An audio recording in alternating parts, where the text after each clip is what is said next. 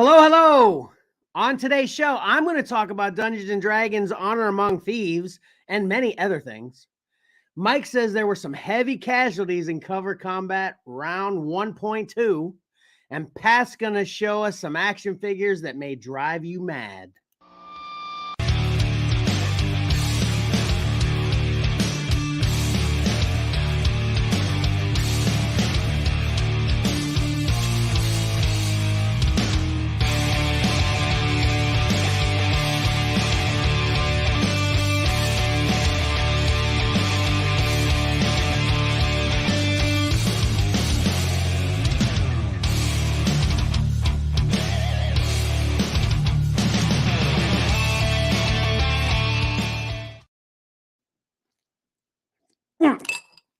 Oh, sorry. I thought it was Saturday morning cartoon time. But no, it's Saturday morning comics and collectibles in the crawl space time. Maybe I shouldn't have actually taken a bite. Welcome to your favorite live streaming, whatnotting podcast, comics and collectibles in the crawl space.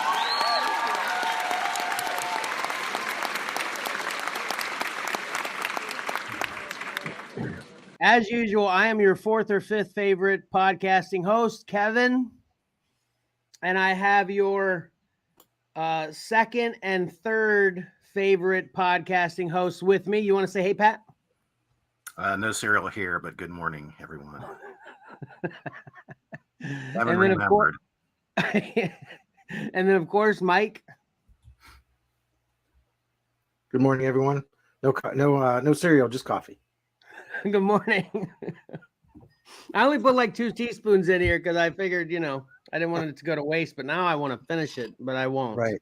There's a show going. But I've got coffee good too, so. Again, happy Saturday morning, and happy, in case you didn't know, National Live Streaming Day, which is my gig, right? Yep. Did you guys know that? Did not. I didn't. No, yesterday was National Pizza Day. I didn't have any pizza.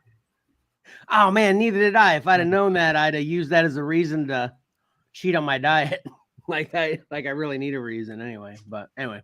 Did you see the Pizza Hut's open now? The right one up yeah.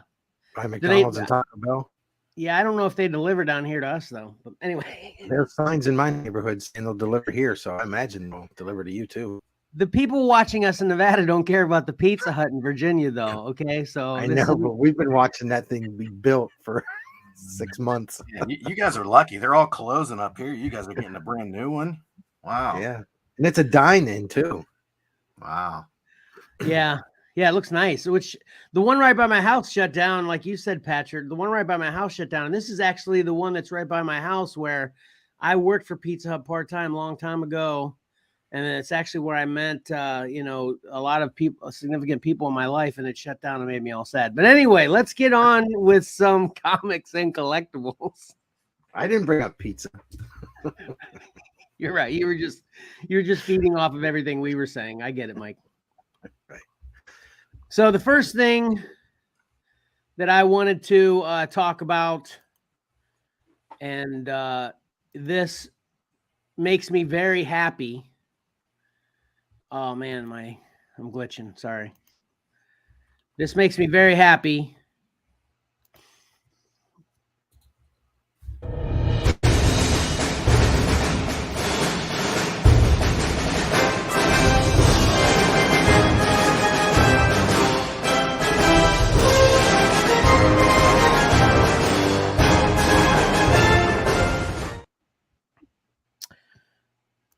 We have not only a winner now, but we also have someone that contacted us to get the stuff from the Scruffles Goal Sweepstakes.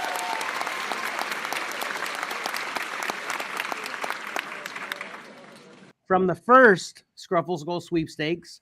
And if you all recall, that was Legends _C_and_G.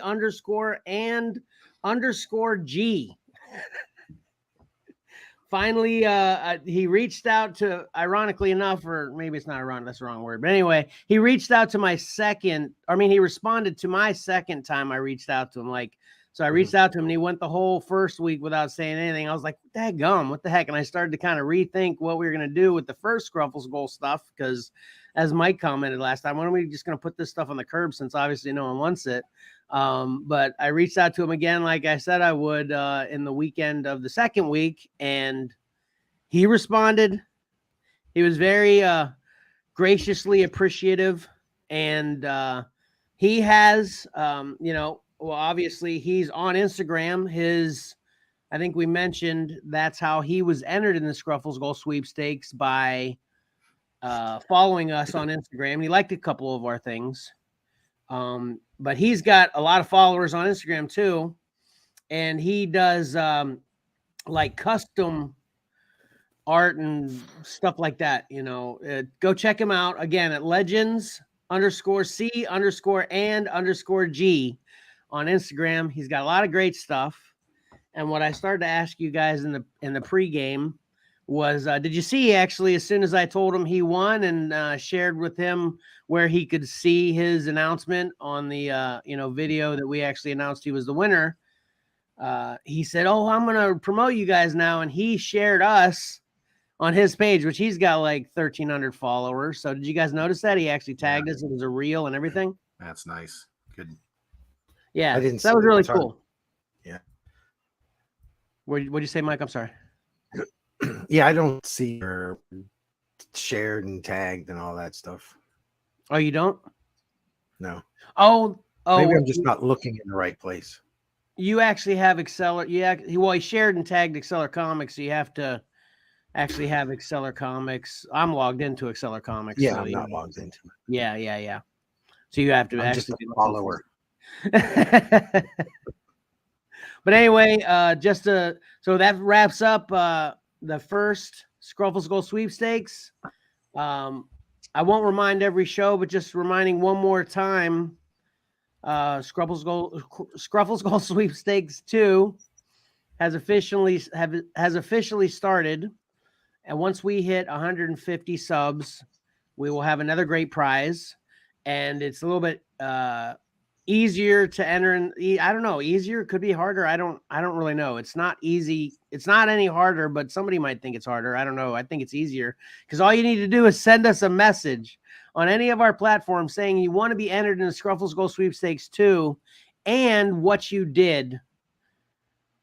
Include what you did to help us grow in that message as well. So it would be something like, hey, what's up, fellas? I just shared your Facebook post. I want to be entered in Scruffle Sweepstakes 2. Simple as that. And you're in. And, hopefully we'll get a good pick from Legends. Legends is getting a big prize. He actually lives in like some really, obscure place. It's anybody, either of you heard of Dover, Delaware? Yeah, it's way out there. Or no, I'm sorry, not Dover, Delaware. That's why it's Dover, Vermont. I thought you were being funny. No. Yeah, Dover, Delaware. Yeah, that's everybody knows Dover, Delaware. This is what threw me off. It's Dover, Vermont. Like they don't even have a movie theater within 50 miles of them, except for something like the old Penn Theater on Main Street in Butler. Like where they only play old stuff. And, so anyway, I asked him, I was like, and I couldn't even get tickets for his theater through the website for that. Cause our website looks super advanced compared to the website for this theater, so, so anyway, so I agreed to give him more voodoo cash because there's no movie tickets. He wants, I asked him, I was like, where do you see your Marvel movies and such? And he was like, they get it eventually. It's like he can see it on all streaming devices prior to his theater in his hometown getting it. So yeah, he's getting ready to go see Iron Man next week. Right, exactly. Yeah. So all right, so that's it for Scruffles Goals then. So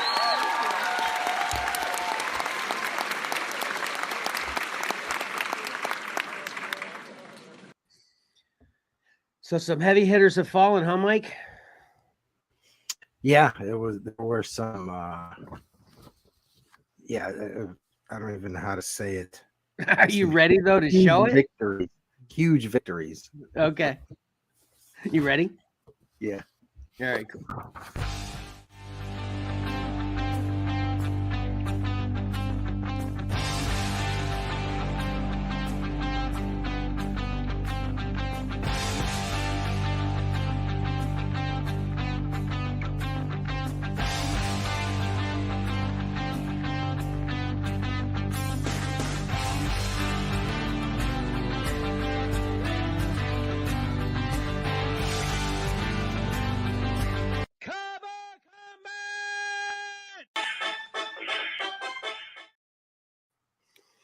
Oh, I'm sorry. I totally forgot to mention that Karen's here with us today too. Karen, sorry about the lack of the shout out for you being here. I probably forgot because you said you're leaving early, and I'm mad about it.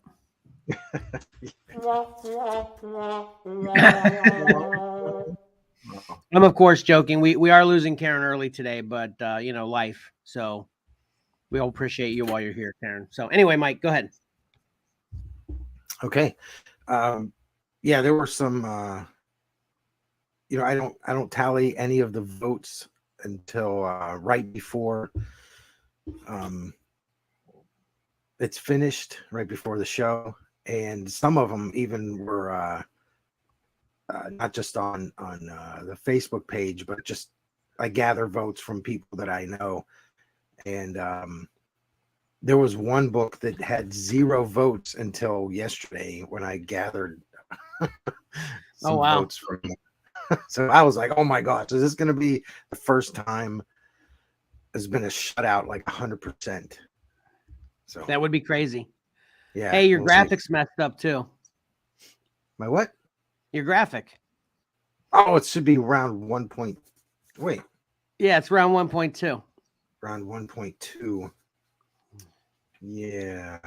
That's okay though. Well, the next one will be messed up too because it's labeled as round 3. Oh, really? Yeah. Oh, geez. 1.2. Yeah. Anyway. Yeah, ignore that. It looks really good. That's totally okay though, because as we've said many times, you know, our gaffes are what makes us so charming. So it's good, Mike. Yeah. All right. Let's get to the not so charming part. Let's get to the scary stuff here.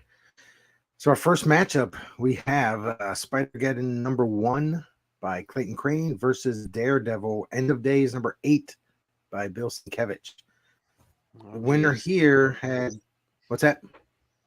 I just said, oh geez, I'm a little, yeah, a little nervous. Yeah, this the winner had 59% of the vote, so this was a close one.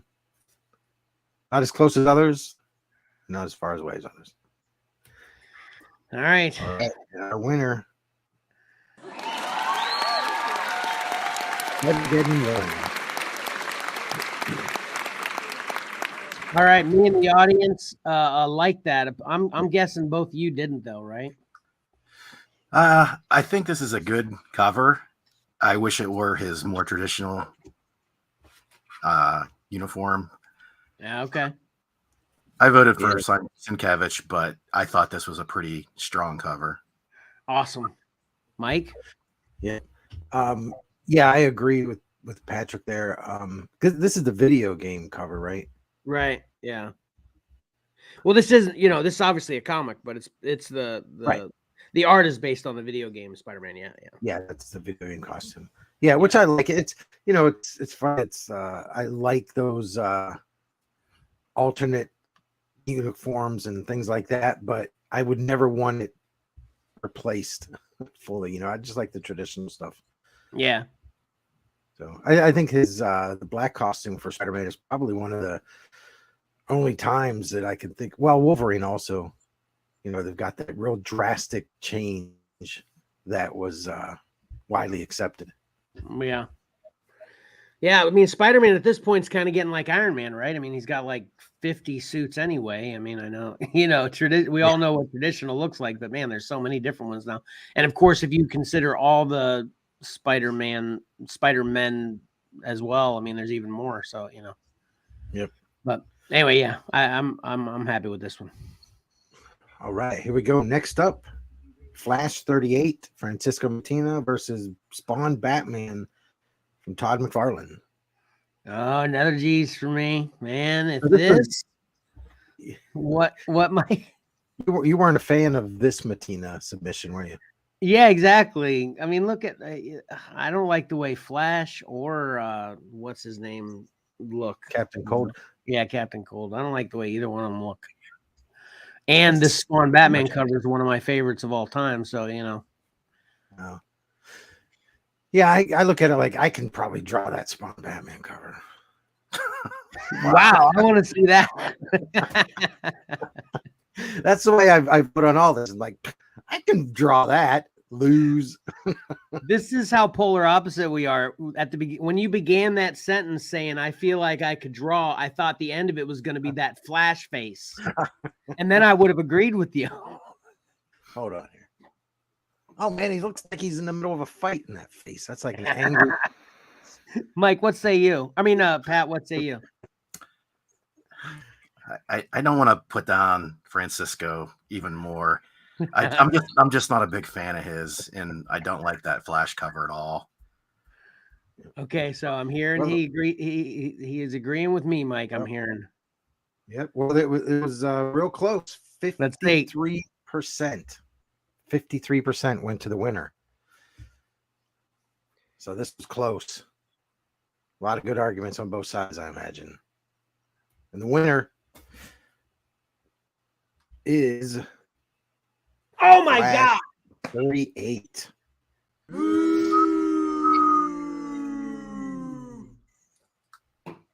I need to work on that. Sorry, mate. Sorry. Sorry. I need to work on my reaction delay because I was, I listened to the podcast multiple times, after we do it and all the things that I have to post it everywhere and all that stuff. And every time during Cover Combat, I can only imagine people listening to it because I'm doing it and I'm thinking, Kevin, can you shut up while he reads the winner, then react? Because my reactions are always over when you're reading the winner. So on the podcast, people are like, unless we talk about it more, you can't even tell. So Mike, who won again? Francisco Martina with Flash 38. Wow, dang, go. And I'm going to say I did in this debate between the Flash cover and the Batman Spawn. So Francisco Martina and myself were the winners. Right. On this one. Yeah.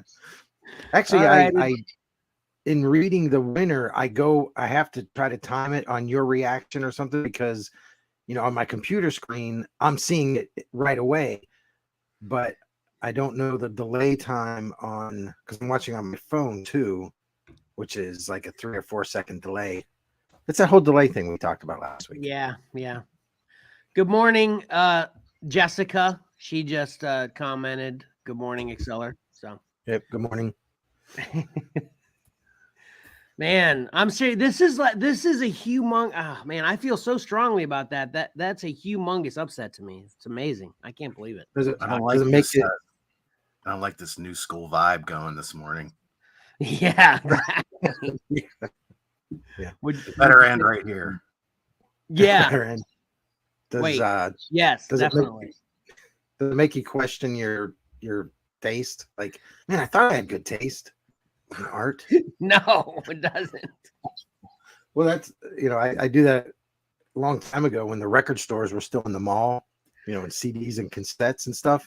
I would go to the discount bin, the cut up bin where they drill holes and cut cassettes and all this because they couldn't sell them, and I would pick everything out of there. I'm like, I am so glad that I like bad music because I get it so cheap. If I like the popular stuff, I'd be spending full price. Those are facts. There's Wait, I like bad music? Is that a fact? I get the impression that you like all music, Mike. That's what I get. Right. Yeah, he likes good stuff. Yeah, that's it, Pat. He likes the music that everyone else thinks is bad too, because he likes everything, but he likes that too. So yeah. His wallet All right, dictates next. his collection, though. Anyway, Yeah. sorry. All right, next up, G.I. Joe 38 from Mike Zeck versus Venom, the End #1 by Clayton Crane. Yeah, I'm with Pat on this one, man. I sure hope the new school vibe doesn't take this one out. Yeah, I'm not a fan of the old beach towel Yeah. use of the flag there. I'm not a fan of the beach towel use or the top of the head. What sockets, whatever you want to, whatever. Anyway, The eye And holes I'm- in his mouth. yeah. And I am a big fan of Destro, as I mentioned. So All right, well, the winner here had 59%. It wasn't that close, but it also wasn't that far away. And here we go. I'm going by your reaction.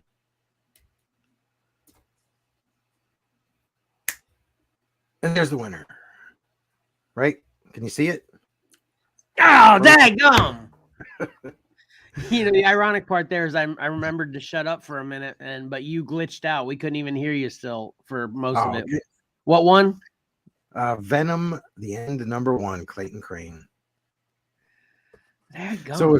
So that's two Clayton Crane victories out of the first three. Man, he was like random add-on there. He wasn't even a main artist yet. And he's very heavily populated in this round too, so I'm kind of afraid. Yeah, I'm starting to question how fun that would be to, hey, let me just throw this guy in there too for fun. I'm just glad it was your idea. All right. If this goes bad, I'm just glad Blame it all on Mike. I'm going to blame Tyler because he's not here and he loves Clayton Crane. That's fair. That is fair, yeah. All right. Hey, Tyler here we actually go.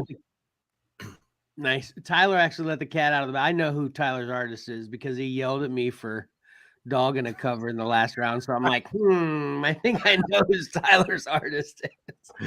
That's funny. Which I was actually surprised by. I figured he had somebody else. But. Yep. All right, here we go. All right, next up, Defenders 66 from John Buscema versus X-Men Annual #1 from Jim Lee. Here we go. These are great. This is a good matchup right here. It is. I think they're both great, but yeah, I'm obviously X-Men's my jam. A lot of yellow. Yeah, lots of yellow.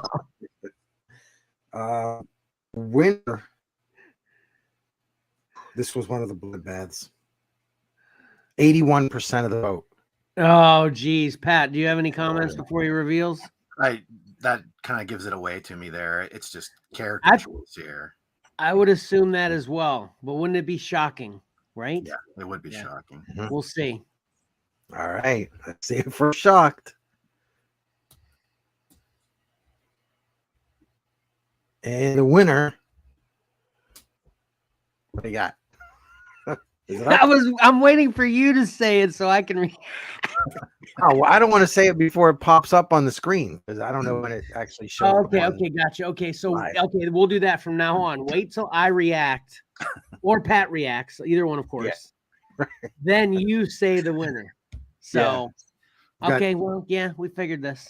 X-Men Annual #1, and this is, I think you can break up people's favorite eras of X-Men by when their age. Like for us, it was the Mutant Massacre, Fall of Mutants period. When I was talking to my brother-in-law, it was this period. Yeah. With the early '90s stuff. So yeah, this kind of hit home with a lot of people. And then there haven't been a majority of X-Men fans since. No, I could be wrong. That's not to dog anybody who I collect all current X-Men. Okay, that's all I'm saying. So yeah, you'd probably do better just throwing your money out the window, but that's okay. Some of the artwork looks good. But I haven't read one in years. Last time I read one, I think it was 2015, when was Bendis doing it? Like he did the new all different X-Men or something like that. Marvel Now and all this stuff. And I was lost. I read like 10 issues. I had no clue. So, All right, so there we go. In case I didn't say it for the listeners that aren't watching, X-Men Annual #1 from Jim Lee. Yep. All right, here we go. Elektra Assassin #4 from Bill Sienkiewicz versus Amazing Spider-Man 293 from Mike Zeck. Oh, hey Pat, where did you eventually land on this one? Yeah, this was a tough one for me because on one hand, I wanted to go the artistic route and layout wise and everything is so cool in an Elektra cover. But like I said last week, that Amazing Spider-Man run holds a special place in my heart. Yeah, I think all those covers from that run are so good. Yeah. So it sounds like you ultimately went Amazing. So yeah. Mike? Yeah, I went Amazing. I remember the first time I saw this. I mean, not specifically, but the time when I saw those books, because these came out right before I started collecting. So it was when I saw those, I have to have those. It's the greatest thing. Yeah, I think we're all on the exact same page. We can definitely appreciate that Elektra, but yeah, it's tough to vote against that Craven. Yeah. And let me look up. I have a special stat here. Okay. All right, let's reveal the winner. It had once again, this one was very lopsided. 82% of the vote went to the winner. Oof. And our winner, thank God. Spider-Man 293. Now the funny stat is the Elektra Assassin book was submitted by an individual and they voted for the Amazing Spider-Man. It's funny you say that. I don't know whether you're the other people in your life have asked you this question, but I just got asked yesterday. I think it was yesterday or maybe Thursday.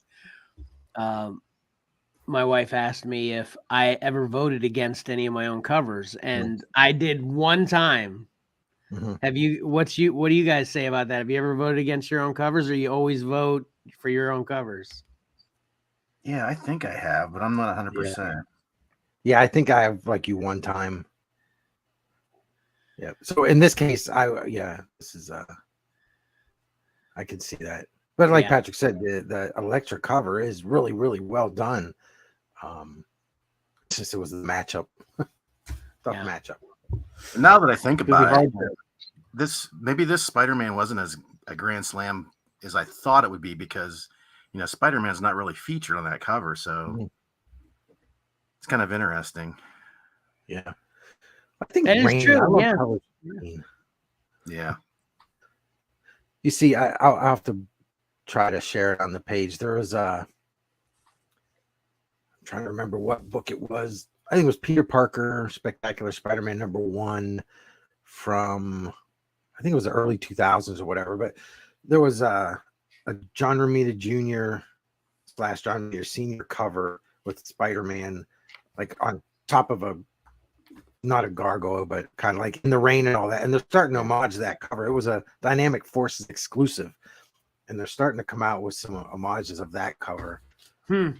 So it's like I'll get all the information gathered. I meant to post it, but anyway. So basically, you're sorry, Pat. Go ahead. I have an acetate print of that Romita cover. Wow. It's really cool. Yeah. Do you have it in your hand? Are you looking at it right now? No. It's in my files. Okay. So basically, your point with this one, Pat, is that assuming that maybe half of our audience doesn't even know who Craven is, the fact that this one shows how, it's a little surprising, right? It's interesting now that I think of it. Yeah. All right, Mike. All right. Next up. Oh, here we go. Old school, new school. For anybody who just checked in, this is round 1.2, not 2.1. Correct. Don't want anybody to be confused. Oh, man. Oh, geez. Amazing Spider-Man 316 from Todd McFarlane versus Deathstroke 42 from Francisco Mattina. Oh, man. Yeah. Either way you look at it, this one was a heartbreaker. Yeah. These are both really good. The winner had 53% of the vote. So this was real close. Yeah, that seems that seems spot on. Pat, you're shaking your head. What? Talk. Just surprised it's so close. But again, sorry, not a Francisco Mattina fan. Gotcha. Like I said last week, I like the background, but it's like two muddy black silhouettes fighting each other in the foreground. Gotcha. Yeah. Yeah, I like it. This isn't one of my favorite Matinas, but I like it. I did actually send Mike 10 Matina covers for once this is all said and done. You didn't send them to me yet, right? Yeah, I did. You did? Yeah. Oh, I didn't see them.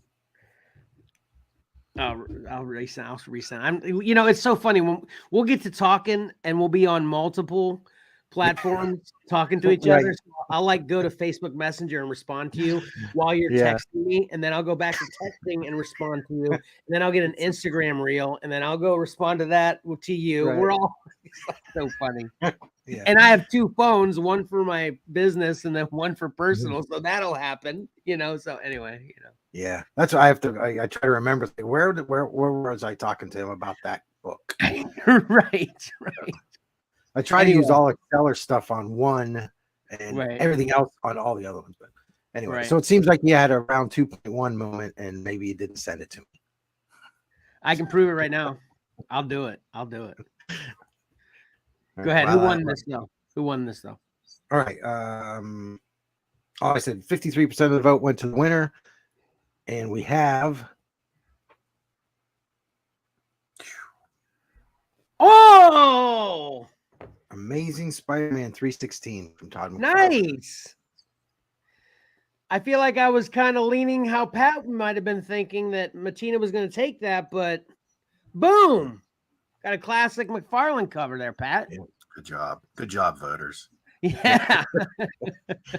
Well, at least 53% of them. I think what did it for this one, that kind of Patrick pointed out, the Deathstroke one had kind of a muddy foreground where the background you can see it, but the muddy foreground. This is just all foreground, all coming right at you, vibrant colors. This is just classic old school comic book art. Yeah, I love it. I'm so happy about this one, that's for sure. Yeah. Yep, that's a good one. Wish I still had it. I do believe I still do. You have that whole run, right, Pat? Yeah, I do. Yeah, I got rid of mine years ago. And then when Xcellar got it, I sold it. Xcellar sold it. It's like, dang it. All right, next up. Spoiler alert. That's a text to you that you responded to. I said, okay. I responded to that text. No. You typed. You said the deadline came up quick. We were talking about we were talking about our class reunion was your next text. So you didn't respond to that. Oh. So I'm just showing that I sent it. That's all I'm saying. I'll resend it though. Yeah, do it, because I can go back and find it. That's not on my texts. Yeah, it's in personal text. That's where it is. That's where I sent it. I don't know why you didn't get it. I'll resend it. Yeah. This is riveting podcasting. Go ahead. Yeah. All right. Next up, Transformers Galaxies #1 from Clayton Crane versus Spider-Man 2099 5 from Francisco Tina. So I will definitely say this. I want that Transformers cover. I really want that. I really like it a lot, which is really odd for me because I dislike the color purple in my comic book art a lot for the most part, but yeah, that's obviously very purpley. And I love that cover, but I love that Spider-Man 2099 cover too. What about you on this one? Sorry, Pat. Sorry, Mike. Go ahead, Patrick.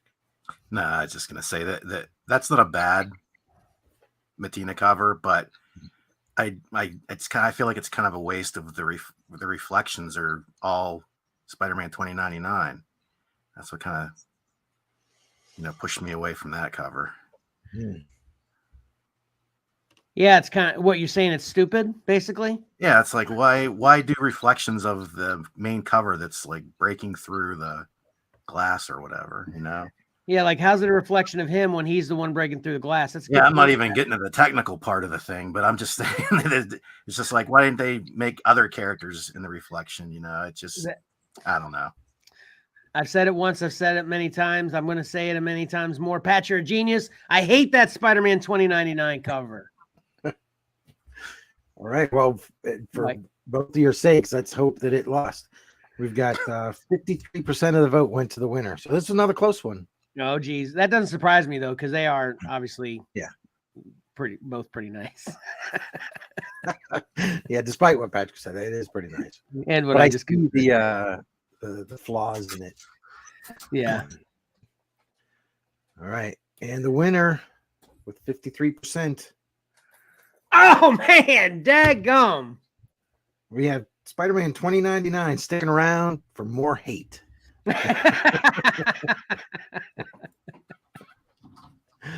That's hilarious. All right. Oh boy. Yeah, let's get to this next one here. It just gets more exciting. Wolverine #1 versus by John Buscema versus Secret Wars 8 from Mike Zeck. Oh, geez. It's crazy how they're almost in the same pose, you know, arms outstretched. Yeah, I love when that kind of thing happens so often with your cover combat. It's so great. Yeah. And once again, everything's random. And I love when it happens, though. Well, we've obviously talked about this Wolverine with Pat a few times. What do you say about this this matchup, Mike? Yeah, I really I like them both. I just every Mike Zeck cover, really, I love them all. But I remember buying this Wolverine, so I think it has a little More of a special place in your yeah, heart. more special place. Yeah, because actually I remember buying it. The Secret Wars had it, don't have it anymore. So yeah, I like the Wolverine better. Yeah, I won't be upset this goes either way because I love them both. But yeah, I voted for the Wolverine. I love that. I'm the same way with you, Mike. Obviously, we're started about the same time, so yeah, I'm the same place with that Wolverine. But anyway, did you say the percentage on this? I'm sorry. I don't know if I did. 53% went to the winner. It's another close one. A lot of these were, you know, one vote difference, which was great. Yeah, I love seeing those. yeah.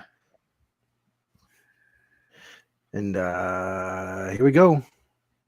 Winner up. Nice. Wolverine #1, John Buscema. Sorry about it, Pat. Yeah, it's all right. Gives John Buscema his first win. So Wow. Yeah, so yeah, I'm even happier that it made it. So we continue. I want to have every single artist as late as possible that you could possibly have one of at least every artist, right? Yeah, everybody's got one in now. Yeah, awesome. But Buscema was a hard pull to go against the high speed, low drag, modern art styles. You know, all the digital stuff. For all these young kids voting. Yeah. All right, this was a fun one. Spawn 234 from Todd McFarlane versus Spawn 150 from Jim Lee. The Chelsea round. Yes, that's right. I was wondering if you had a hard time tallying these votes because I saw some of the comments were just voting Spawn. Oh, really? Yeah. I didn't even. I've said before I don't even look at those comments, but is that true, Mike? That yeah, it was either Spawn on the left, Spawn on the right, or Spawn Haunt. If it just said Spawn, then I just went with the 150 because people were denoting Haunt on the Haunt ones. Ooh, that's controversial, Pat. What say you? I don't know. I can see a lot of people just putting Spawn for that Spawn Haunt too. I don't know. I think we need a recount. Just kidding, What? Mike. Yeah. How am I gonna do that?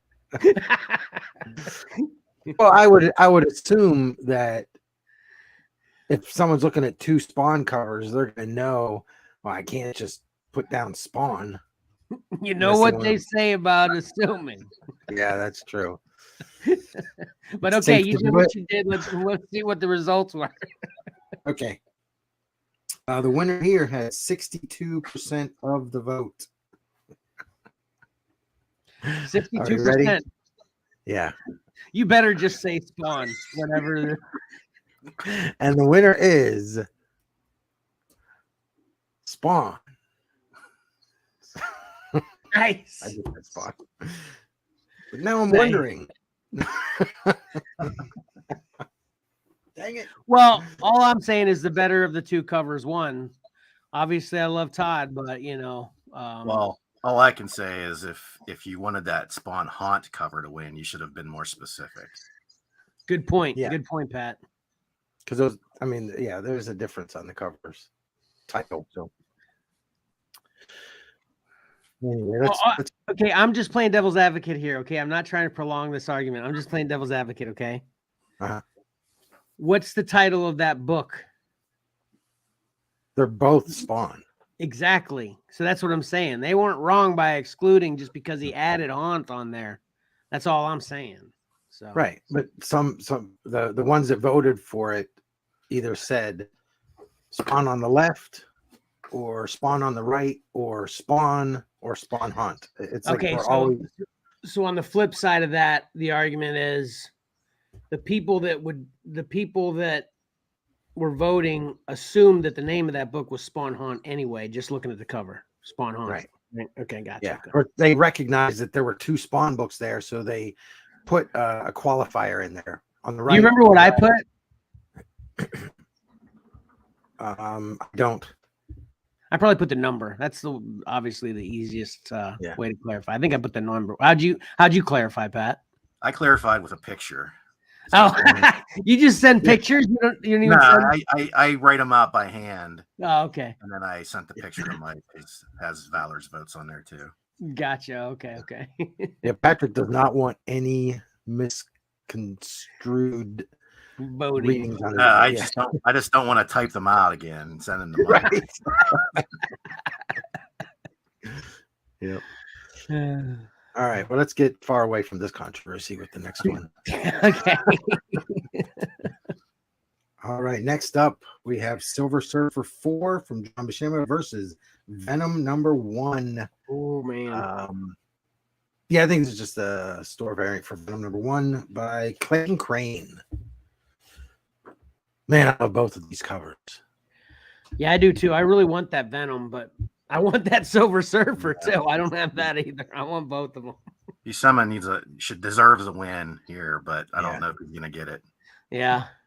Yeah, that's one of my favorite Thor Silver Surfer covers. I actually have the reprint for that, and I was so grateful to get it. Yeah, me too. Yeah. Because I have to miss a truck payment to get the original. The first. Yeah. All right, the winner had, where are we here? 53% of the vote. Another close one. Good stuff. Okay. Yep. Here we go. The winner is Venom #1. Clayton Crane. Ah, well. Yep. I think it's I think it's the voting pool. Yeah, we've talked about that many times. Yeah, definitely. Yeah.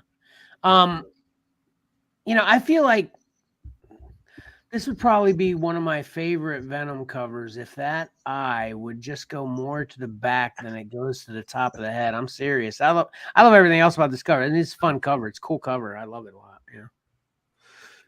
Yeah. Yeah, I never saw that before this competition. Yeah, nobody's annoyed by that whole eye thing but me. Yeah. Yeah, just you. Honestly, I think you're the only person on the planet because I think that's the way it goes. Or actually, let's go back. Wait, where was McFarlane's? want to go back and look at his. Yeah, do that. Yeah. You see how I it mean- should be done. It's all part of the evolution. Things got crazier and crazier. The tongue, Yeah. the eyes, Right. the slobber. Yeah, you can see Oh. Todd's goes up a little on the top. No, exactly. but, It's not on the top of his head at all, but the other it's one heading that. definitely It's heading in that direction. but it doesn't reach it. It just goes that But if you direction. exaggerate it, Brains literally goes to the top. but the natural progression for the exaggeration of it takes it there. Right. That's Pat's point. I So- get it. I just Right, I get it. I hate whenever Venom's tongue is like a vine swinging all over the dang place. like a sea serpent. It's like Yeah. with a life of its own. Yes. Yeah, that might be one of the reasons I'm not a big fan of Venom books. Like this one's great because Clayton Crane doesn't have it going all crazy. Yeah. Yeah. Not like Jack-o'-lanterns and Trick or Treat and Universal Monsters and Yes. all that. All It just had everything. Exactly. Yep. Yeah, but I think I voted for the Thor. Sorry, or the Silver Surfer. I think I voted for the Silver Surfer as well, actually. All right, here we go. We have X-Men #1 from Jim Lee versus Deathstroke 32 from Francisco Mattina. Now, And there's some exciting stuff with in regards to Jim Lee's X-Men connecting covers and Alex Ross. So I was working on gathering information this morning for that, so I'll be sharing it later on the Xcellar page. But awesome. they're I can't doing- wait to see it. Yeah. Yeah, they're doing a big anniversary for the X-Men and the Avengers, where Alex Ross is doing connecting covers. His Avengers is all original. The X-Men book is, and I read that they're a little bit different. And basically, he does this same connecting cover set that Jim Lee did, but he sets it like 1.5 seconds in the future. Oh, really? Oh, that's cool. So like Yeah. Wolverine's coming through with the swipe. It's really great. I thought we maybe had talked about that on here, but it might just been in somewhere else. Because Yeah, I think that's one of the things that always bugged me about the original was how Magneto was just facing forward. He's not Right. even paying attention to the onslaught. Yeah. So Yep. Alex Ross's version sort of corrects that. And now that half a second into the future or whatever, that sort of makes sense. Well, you're hoping in Alex Ross's rendition, you see Magneto going. Yeah, he's not facing forward in Alex Ross's version. Did you guys pick up? And I don't know if this just came out last week. I don't know exactly when it came out, but I just picked it up this past week. The X-Men 1 facsimile. Did you get it? No. It was really cool because it's a fold out of all covers together, all the connecting covers together for the cover of the facsimile. It's pretty awesome. Yeah, they had that was one of the covers. They What? had the individuals that you can put together yourself, and then they had that super deluxe edition that. Oh, I folded didn't out. see the individuals. I had to pick them up separately too. I only saw the super No, I deluxe. mean initially. Back in the day. Back in the day, yeah. Oh yeah. Oh. Okay. Yeah. Right. Yeah. But yeah, that's cool. I didn't get it. Man, they're really coming out with a lot of the facsimile books. Which I love. and- I'm a big facsimile fan. Yep. Yeah, and now they're starting to put the little shiny Yeah. foil covers, and man, they look so good. Mhm. That whole evolution, we're getting really sidetracked here, but that whole evolution kind of cracks me up because first they were putting out, the True Believer reprints, and they're like, boy, everybody's buying these. Why are we selling these for $1? Let's get the True Believers logo off there and sell them for double the price. Now let's add some foil or some chrome, and we'll triple the price. You're right. You're right. You suckers. Coming in. Yeah. They did the Amazing Spider-Man 1. Is it 120, 121? Are those the Death of Gwen Stacy issues, or was it 121? Oh, yeah.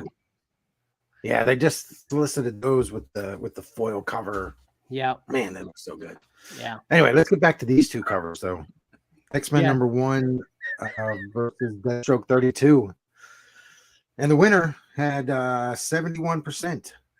So it wasn't a complete beat down, but it was a little bit. Oh, that concerns me, right, Pat?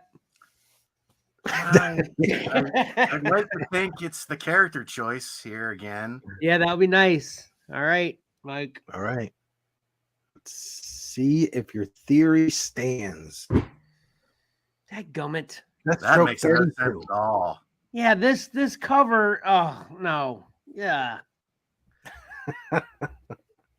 The lopsided vote, it confuses me there. I don't know. Yep. No. Yeah. What?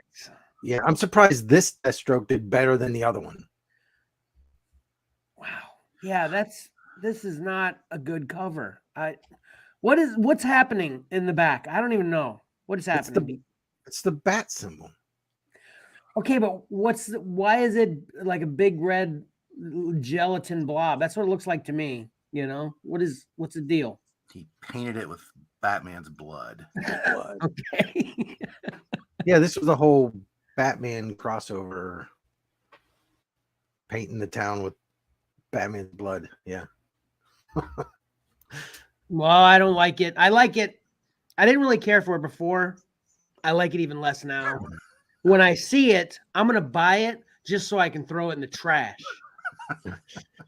Stay out of my collection because I have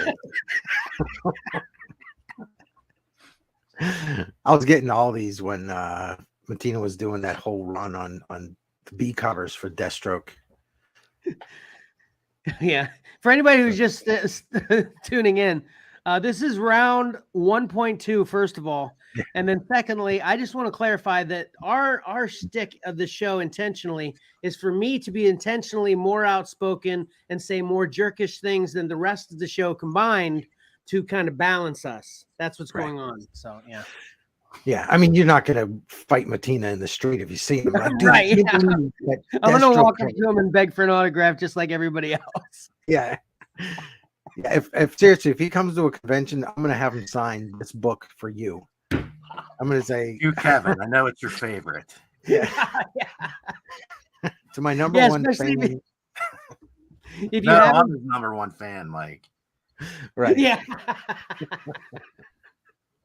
Especially if you get this cover and you have him put to Kevin on it. I'll never get rid of it. I'll covet it till the day I die. I love the, personalized signatures. So anyway.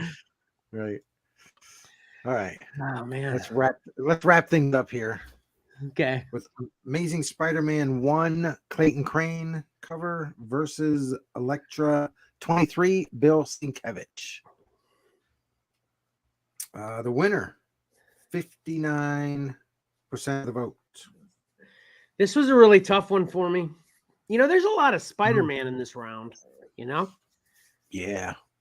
But I thought this was probably the weakest matchup. What do you mean by that? Like they both weren't good? Yeah. Oh, I actually like the Electra a lot, but I like the Spider-Man a lot as well, but I'm a much bigger fan of Electra. This is a character choice for me more than art choice, but I thought they were both pretty equal quality wise. That Spider-Man cover this might be a good thing for you, Kevin. It reminds me of an 80s album cover. Yeah.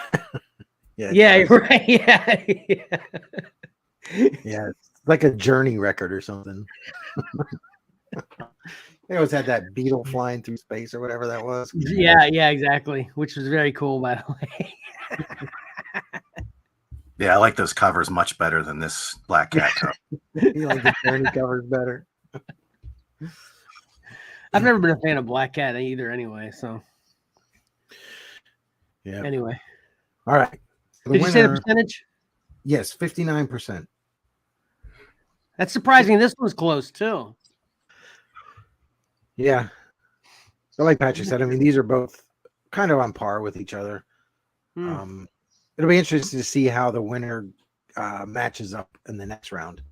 Yeah. Round 2 instead of round 3, which the thing.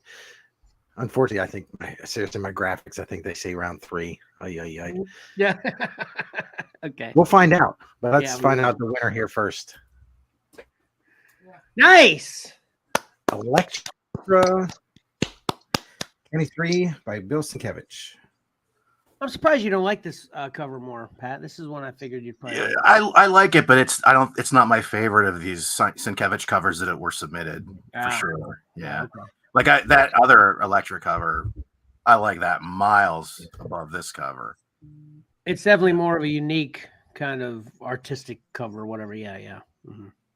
What's interesting seeing what covers were submitted for artists that, just kind of like what Kevin was doing with Matina. It's like, man, I would have picked these 10 and not those 10. I look at everybody that wasn't my artist and I'm like, okay, that one I definitely would, but instead of these 5, I would have done these. It's funny.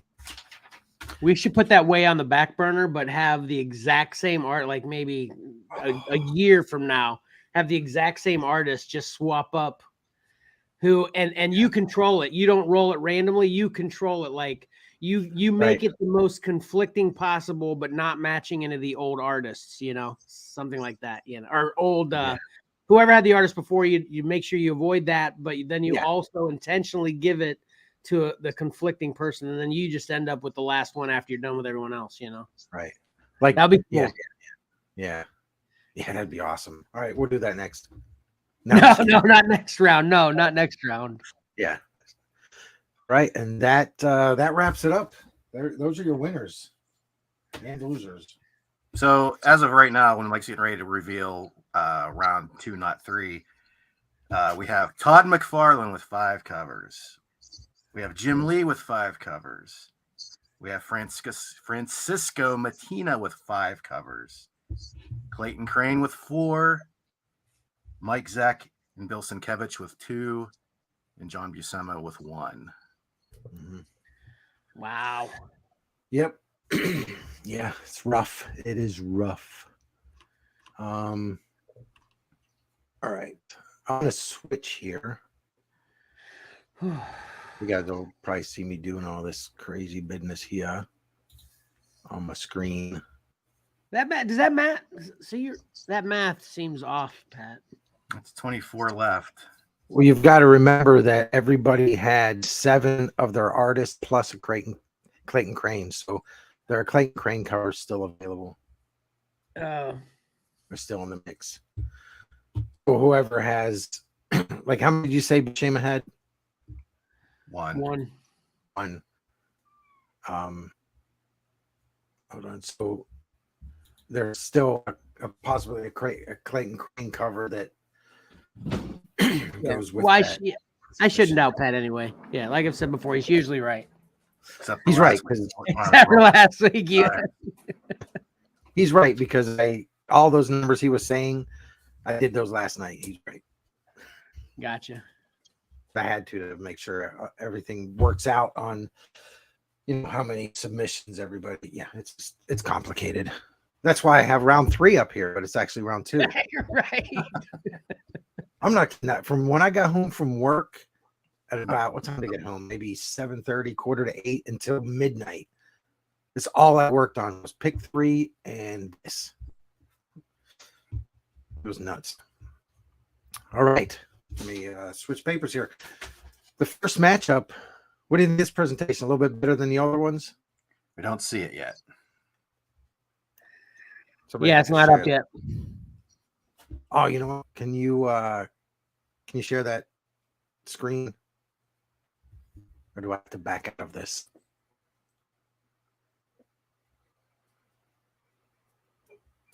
Something's wrong. Yeah, I don't see any other screen at all. Or you want me to share the Hold on. When I closed the other one, it deleted the share screen option. So I'm working on that now. Oh, okay. Just have to remind myself to go ahead and delete all of the. So anyway, Pat, those are crazy numbers. I can't believe that. I mean, yeah, it's kind of weird. It's crazy, but it's not crazy because we got 2 old schoolers with 5 and 2 new schoolers with 5 each.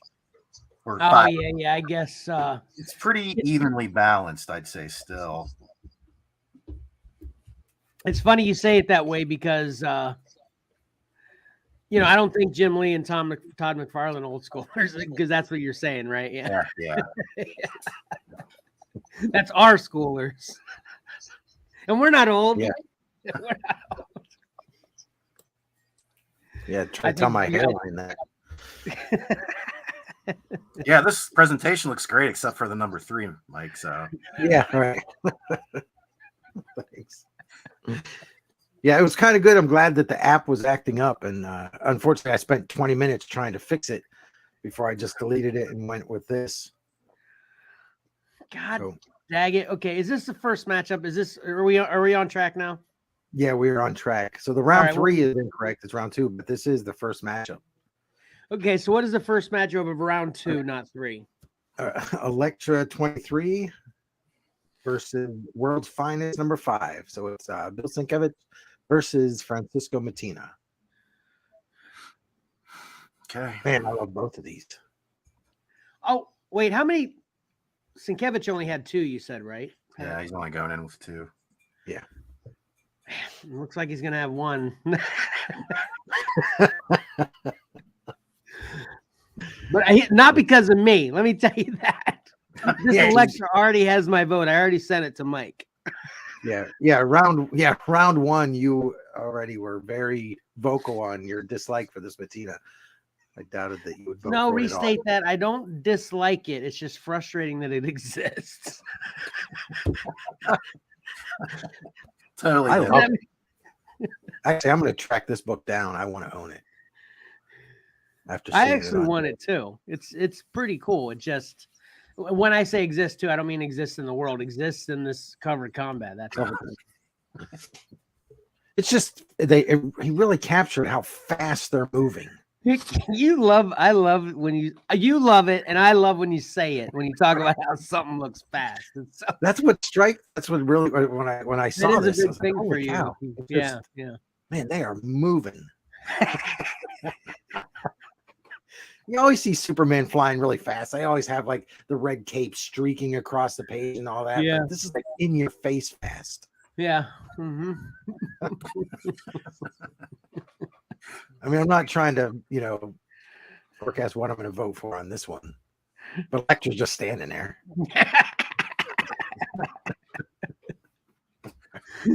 Oh man. Okay. All right. Next up, let's go. What frustrating circumstance do you have next? They get better. Amazing Spider-Man 316 versus Spawn 150. So this is Todd McFarlane versus Jim Lee drawing Todd McFarlane's character. Yeah, which is exactly what the other Spawn was, the Todd McFarlane Spawn. Yeah. Holy cow, McFarlane versus Lee again. Yep. Yeah, this is what cover combat is. We keep whittling them down until they get the big boys up against each other. I love both of these. This is gonna be a tough one for me. Yeah. Both really great. Is this one easy for you, Pat, or no? They're both pretty good. Yeah, I don't know. Yeah, it's funny how, I would think this one would be really difficult, but it's easy for me. I love them both, but it's pretty quick for me on this one. It's pretty quick. Oh yeah, I know what you're saying. Then if it's quick for you, I know what it is. Oh man, the heck. So next up, War of the Bounty Hunters from Clayton Crane versus Spawn 318, Todd McFarlane. Well, Kevin hates both of these characters, so yeah. I'm gonna skip voting on this one. Yeah. This kind of like Sophie's Choice almost. This is I'm gonna second what Pat was just saying about the other 2 underwhelming covers, the Black Cat and the that's what this is for me out, I mean, and how you get I can't even go character on here, I'm just gonna have to go artist. Yep. All right. Interesting. Yeah.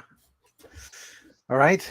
The matchups keep getting better here. Wonder Woman 759 from Jim Lee versus Deathstroke 32, Francisco Mattina.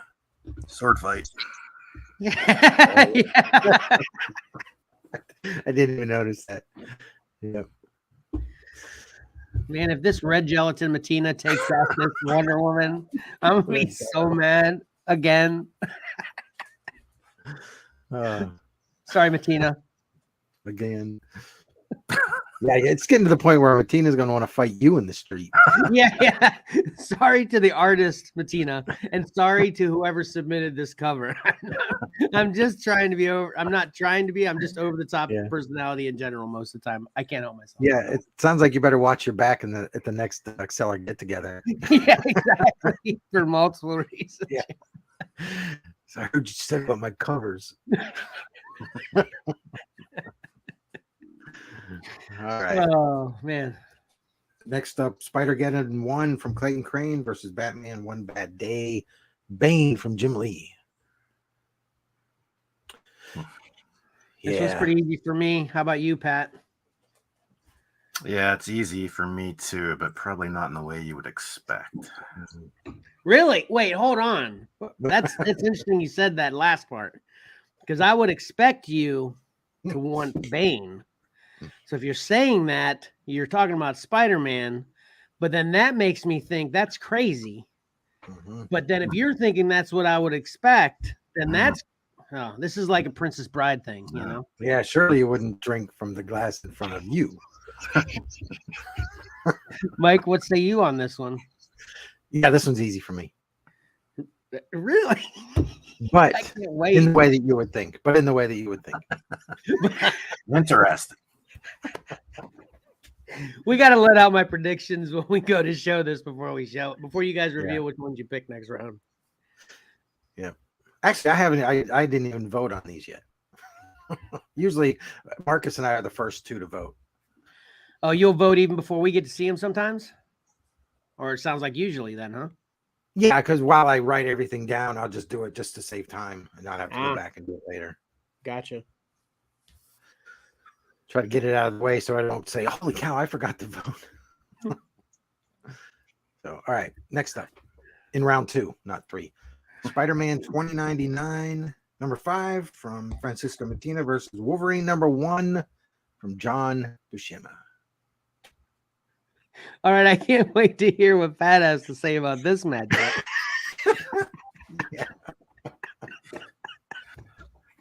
Hey, I like Wolverine.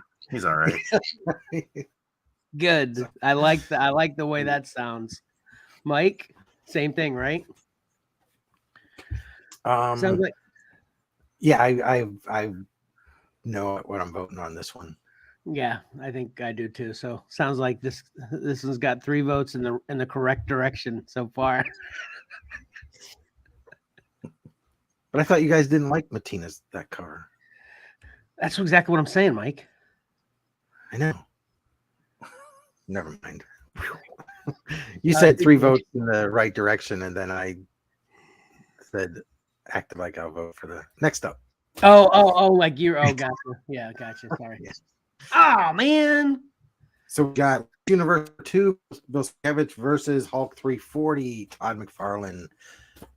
Everybody loved this Lost Universe. Not anymore. Unfortunately, this is a tough matchup. It could pull it out, though. It could pull it out because it is a really good composition there. I might need a new laptop if this Lost Universe takes out 340.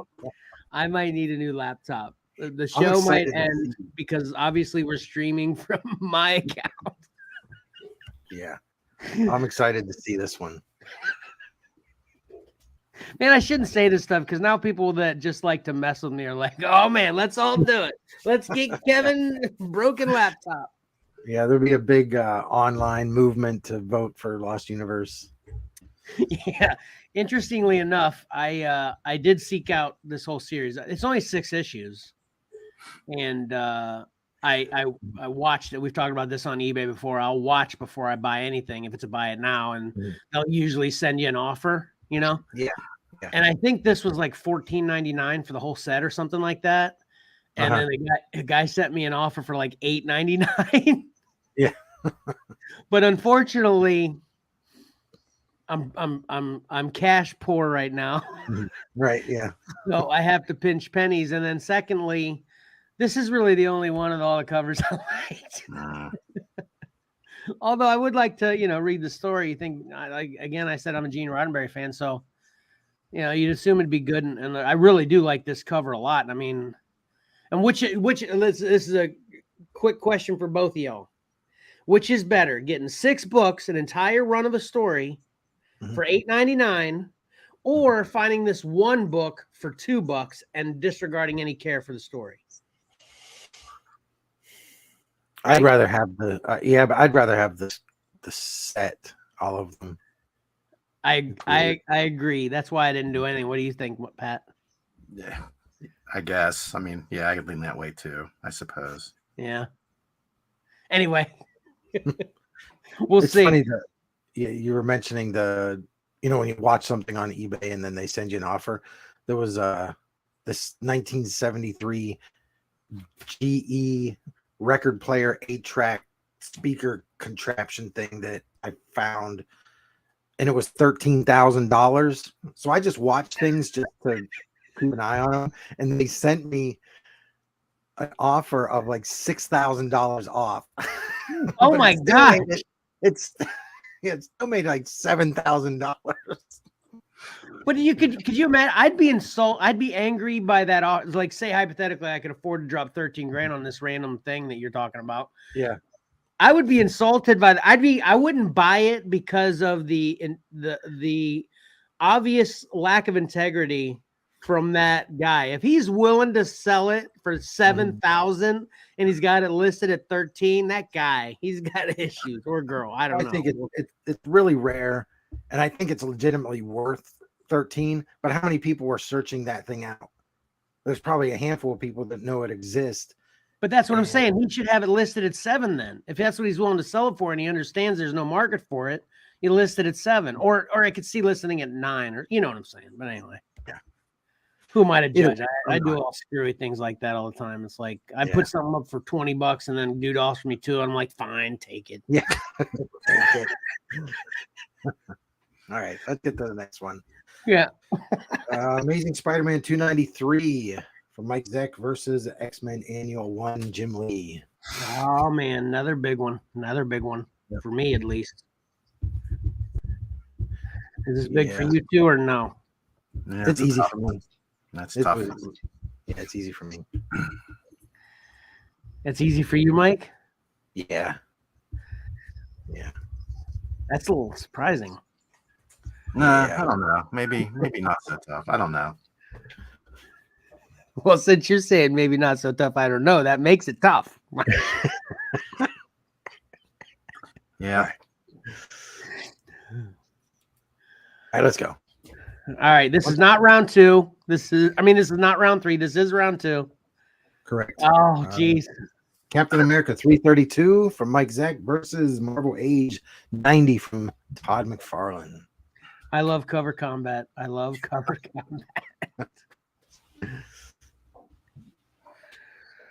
Oh, man. This is tough for me. I like both of these a lot. Yeah, me too. I know Patrick had some issues with the cap, with Lincoln, and what was the other thing? Oh, the trade dress, the tilted trade dress. Yeah, I don't like that. Yeah. This one's a thinker for me. It was funny. In the same show, we had the conversation about how I was saying there was just too much going on. There's too many advertisements and bubbles and stuff on this Marvel Age. That was my criticism of it, Yep. And you said you liked it. Yeah. A little bit later in the show, you were talking about how you liked classic covers when we first started because they were very simple without a bunch of garbage and stuff all over it. It was funny. Yeah. It's like I noted it like the 3rd or 4th time I was listening to the podcast, and I was like, "Wait, Mike." It is weird how you break your own rules, and I'm gonna have to splice those two things together. I haven't done that. In one way, I really like how this is. Now, I really like how simple this is. Yeah.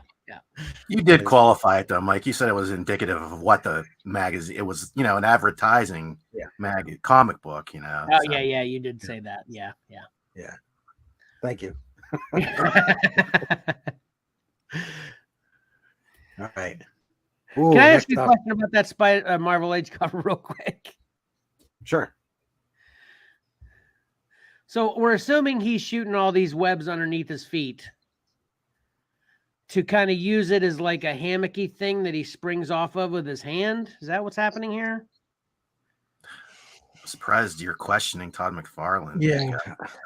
Well, that's what I'm saying. I got problems with this cover. Obviously, it's Todd, but I got, I'm not You better not look at any more McFarlane covers. You're gonna have some problems.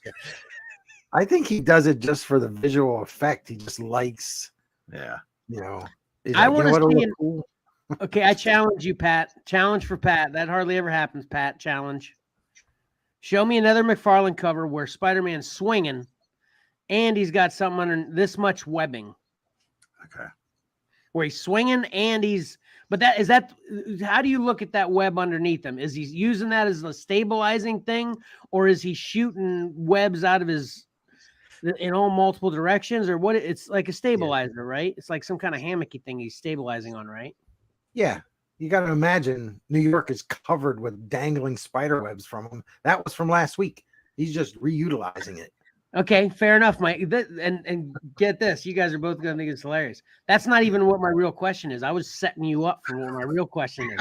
Right. So we agree this is like a stabilizing, like it's a hammock underneath him. He's pushing on it, right? Looks like it, yeah. Okay. Yeah. Why is his right foot below it? McFarlane. It's perception. It's not below it. It's just behind it still. It hasn't. Okay, behind it. Yeah. Okay. Yeah. So you think it's mid swing? Yeah.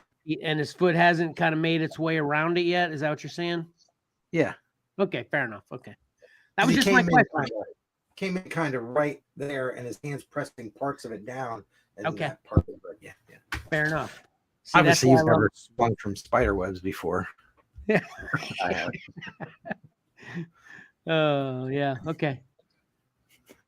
All right. We'll see what Pat comes up to with in the future. I'm excited.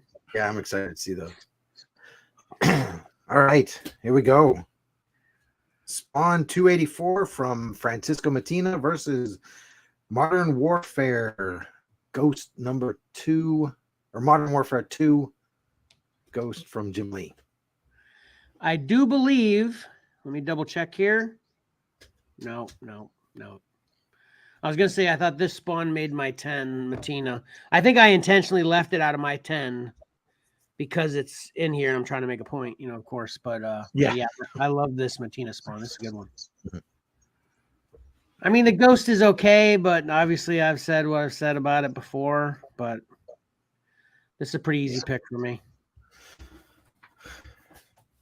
Yeah, I like that Ghost, but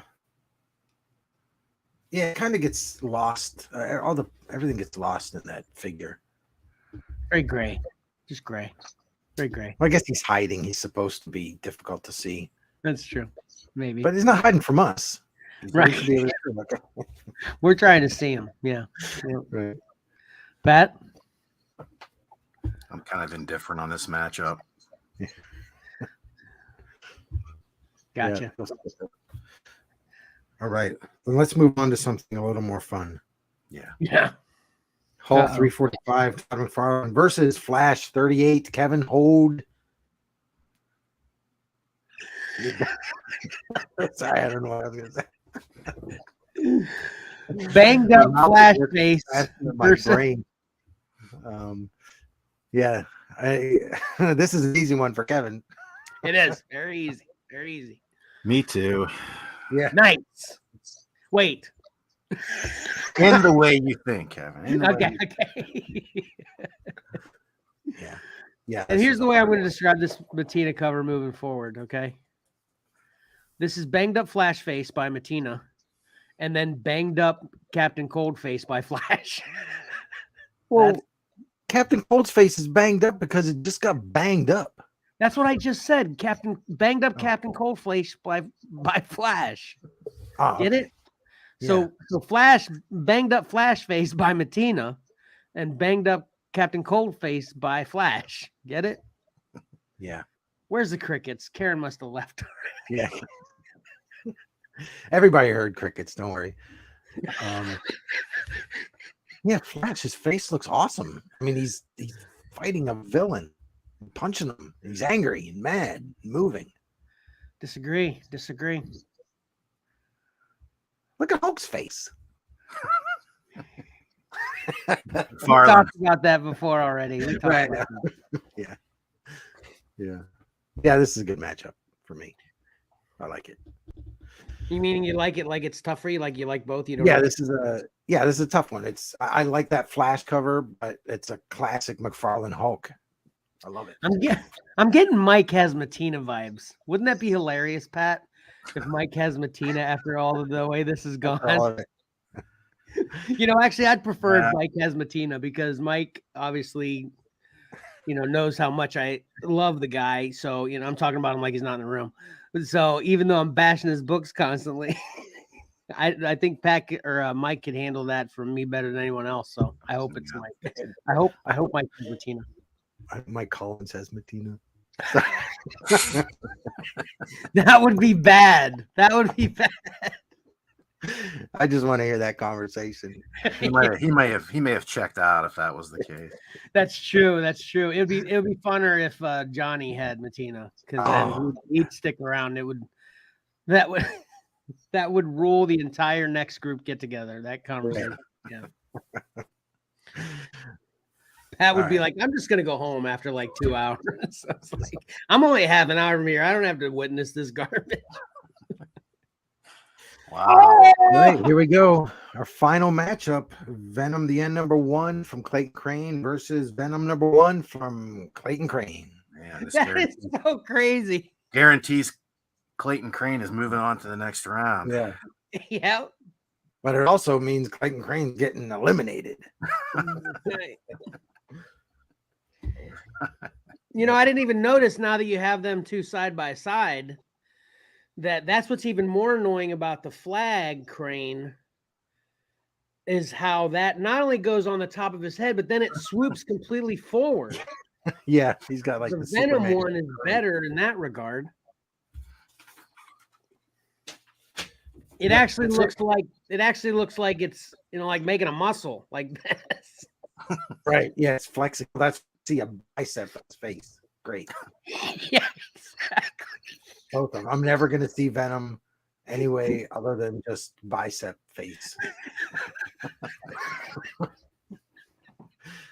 I think you may have just ruined Venom for Tyler too. At least Crane's Venom. Yeah. Oh man. Well, this is an easy choice for me, I think. Me too. Yeah, me too. Definitely have a favorite here. Yeah. Yep. All right. All right. So that's it. Round 2. Don't be fooled by the round 3 on the screen. That was round 2. We'll fix it in post-production. Oh my gosh. Jeez. Whew. Nice. All right. Okay. Let me close all these funny screens and get back to my StreamYard screen. Hey, there you guys are. I love it when you guys articulate what I'm thinking in a better and funnier way than I do. That's awesome. Bicep face. That was classic. All right, that's great. So get your votes in. Yeah, get it up there. It'll be on the Facebook page shortly. Yeah, to round 2. Yeah. Whew, okay. Round 2. I take a breath for a second. Okay. And I'm gonna try something a little new this week with what Kevin watched. I'm gonna challenge myself to kind of a speed round, because I couldn't decide which ones I want to talk about, so I picked them all. And we definitely can't be here the way I usually am with all of them. So I'm gonna speed it up to the last one, and then we'll go a little long on the last one. So, are you ready for this? Yes. Patrick, are you ready for this? Or did you have to take a break because you knew my show was coming up? Yeah. All right, here we go.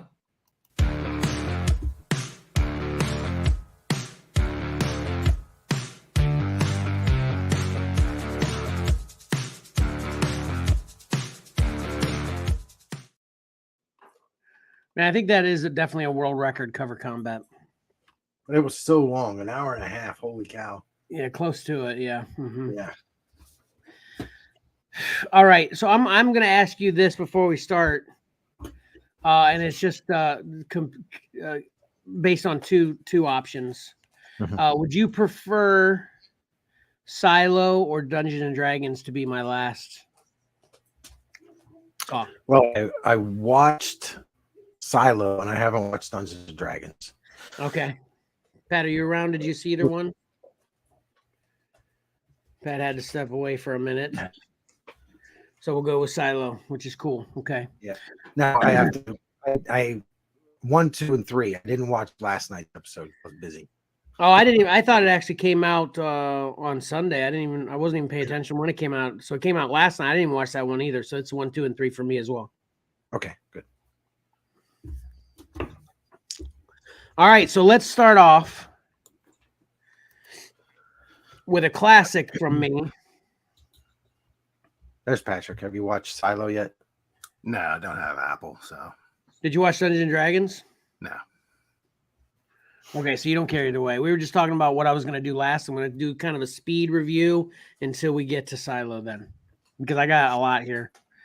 And we went super long on cover combat because let me just say that was a great round 1.2, not 2.1, and it was a great round 2, not 3. That was awesome. It was. All right, first thing I watched is a Green Knight.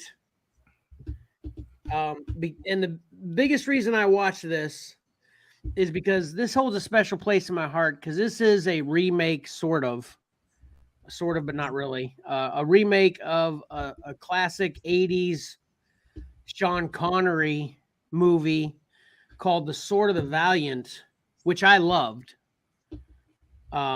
This is basically the same story, but they're both based on a poem called Sir Gawain, probably, yeah. Sir Gawain and the Green Knight. Both the movies are that. I love Sword of the Valiant. This became free on Vudu. This is from 2021, and it's free on Vudu right now, which Vudu's a free app. No monthly fees on that. It makes its money by selling you and renting to you. But there's no monthly fee for Vudu, and this is free on Vudu right now. So that's why I've been meaning to watch it forever, but I finally got around to it because it was free. This doesn't hold the same place in my heart as The Sword of the Valiant does, which I'm sure The Sword of the Valiant isn't a good movie. I haven't seen it in forever. I saw it when I was a kid, and it was just very cool. Kind of 80s effects, kind of thing. But Green Knight's kind of a weird story where it's this guy that's not even a knight yet. It follows his story, and essentially what it is this Green Knight comes into kind of it's not King Arthur's court, but a similar setting of King Arthur's court. This Green Knight comes in and challenges King Arthur to have one of his knights take any blow they want to take on, they can cut his arm off, they can cut his head off, they can stab him through the heart, any kind of, watching my words here a little bit, but they can attack this Green Knight any way they want. And the deal is 1 year later, they have to agree if they're going to attack him, they have to agree that 1 year later, he's going to do to them what they did to him. Have you ever seen this or The Sword of the Valiant, Pat or Mike? If you're slower. I've never seen Sword of the Valiant. I own the Green Knight. I love this movie. Really? Oh man, that is so awesome. Okay. I'll have to check the other movie out. Okay, you didn't even know? No, I didn't even know. Yeah, okay. We won't make this a real lengthy conversation because I already talked about how I have a lot going on today. But I do want to. I want to have a conversation with you about this. So basically, like I said, to get back to what this is about, Sir Gawain is the one that steps forward and decides he's going to attack the Green Knight. He cuts his head off, of course, figuring that the Green Knight would die. Green Knight picks up his head and says, "I'll see you in a year. Peace out," and he leaves. So then essentially the movie is about how Sir Gawain is torn as to keep his promise and his honor intact to meet up with the Green Knight. It has a location where he's supposed to meet the Green Chapel, like 2 miles north of the city or something like that. I can't remember exactly. I think I might have nailed it right there though, Pat, right? That's been over a year since I've watched it, so Oh, yeah, okay. I'm not quite sure. So then we follow the journey of Sir Gawain and how conflicted he is because the journey's not easy. To go meet up with the Green Knight to kind of fulfill his promise that he'll meet up with him a year later. And it's a very deep movie. It's got a lot of, metaphorical things that happen. And I'm not saying it's bad. I hope I didn't give you that impression when I said it, Pat. And I'm not just saying that because now I know you love this. I'm just saying this doesn't hold with the Sword of the Valiant. It seemed like a much simpler story. And since it's just a poem, I guess there's a lot meant for interpretation, right? So I enjoyed the Green Knight. It seemed from my memory, not the Green Knight, but Sword of Valiant, because from my memory, it was a lot more fun and a lot more action, blah, blah, blah. And especially I was a kid, blah, blah, blah. But this is a deep movie. It's intense. So it's not bad. It just doesn't hold the same place in my heart. I'd give this a solid 7 bags of popcorn. I would definitely say people should check it out. What's your rating on this, Pat, just to share that? Yeah, I mean, it's not for everyone. It's slow moving, but it has fantastic visuals. Yeah, definitely that. I'll agree with that for sure. So it's if you think you're in for an action movie, you're not going to get it. I mean, there are some moments, but it's definitely slow moving. I think your rating, I'm surprised you're giving it that high of a rating, Kevin. Oh, really? I because that's already 7. Would you say 7 or 7.5? That's 7. Yeah, 7's already high, very high. Yeah. When you think about it. So I can appreciate this being a quality movie, even though it's not my cup of tea. That's for sure. I'm a professional, Pat. I understand. So it's one of those things where I don't want to go much higher than a 7 because there's a lot of other movies that I enjoy a lot more and would rewatch a lot more. So I'm kind of probably in that same area as you. Okay. Well, that's good then. Incidentally, this has Dev Patel of he's Sir Gawain of Lion, Slumdog Millionaire, Chappie, depending on your preference there. He's in a lot of good stuff. He's great. And were there any other? Joel Edgerton was in this. Oh, and Erin Kellyman, how you say her name she's from Solo Story. But anyway. All right, then the next one, moving on. I watched why is my thing not there? It goes. Okay. All right. I watched The Space Between Us. This is going to be a real quick review too, because this reminded me of do you remember? I'm a big Big Bang Theory fan. Remember where they had mentioned at some point making the joke in Big Bang Theory about how they read Dr. Spock's Guide to Babies or something like that, and then they said it had nothing to do with Star Trek. Do you remember? I don't know whether you can remember that. So anyway, when I read the synopsis of this, I thought I was in for something completely different. So when I watched it, I was like, oh God, but then I just played it out and I watched the whole thing. It was pretty much a background movie for me while I was doing other things anyway. But anyway, this is The Space Between Us. Watched it on Netflix. This is from 2017. And this one stars Gary Oldman. Yeah. Is it right there on the poster? Okay, I can't see that. Yeah, Gary Oldman.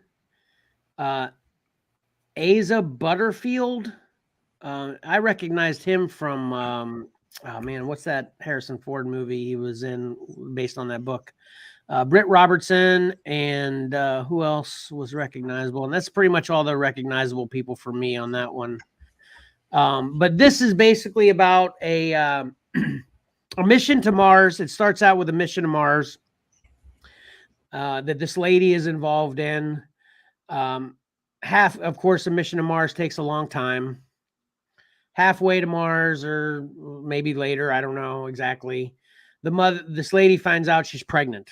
Okay. And this mission to Mars is already controversial.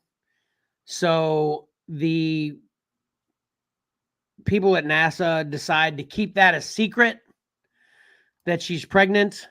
So in turn, keeping it a secret that she's pregnant, once she has the baby, when she's on Mars, this baby is essentially a Martian.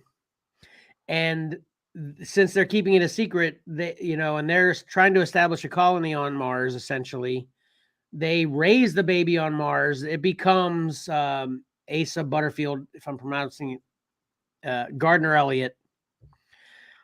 And since he was born and raised on Mars, he's got a completely different physiology. His bones are less dense. All this craziness, right? And like I said, he's a Martian, right? So he's communicating with this girl on Earth, though, of course. I guess via the internet from Mars. I don't know.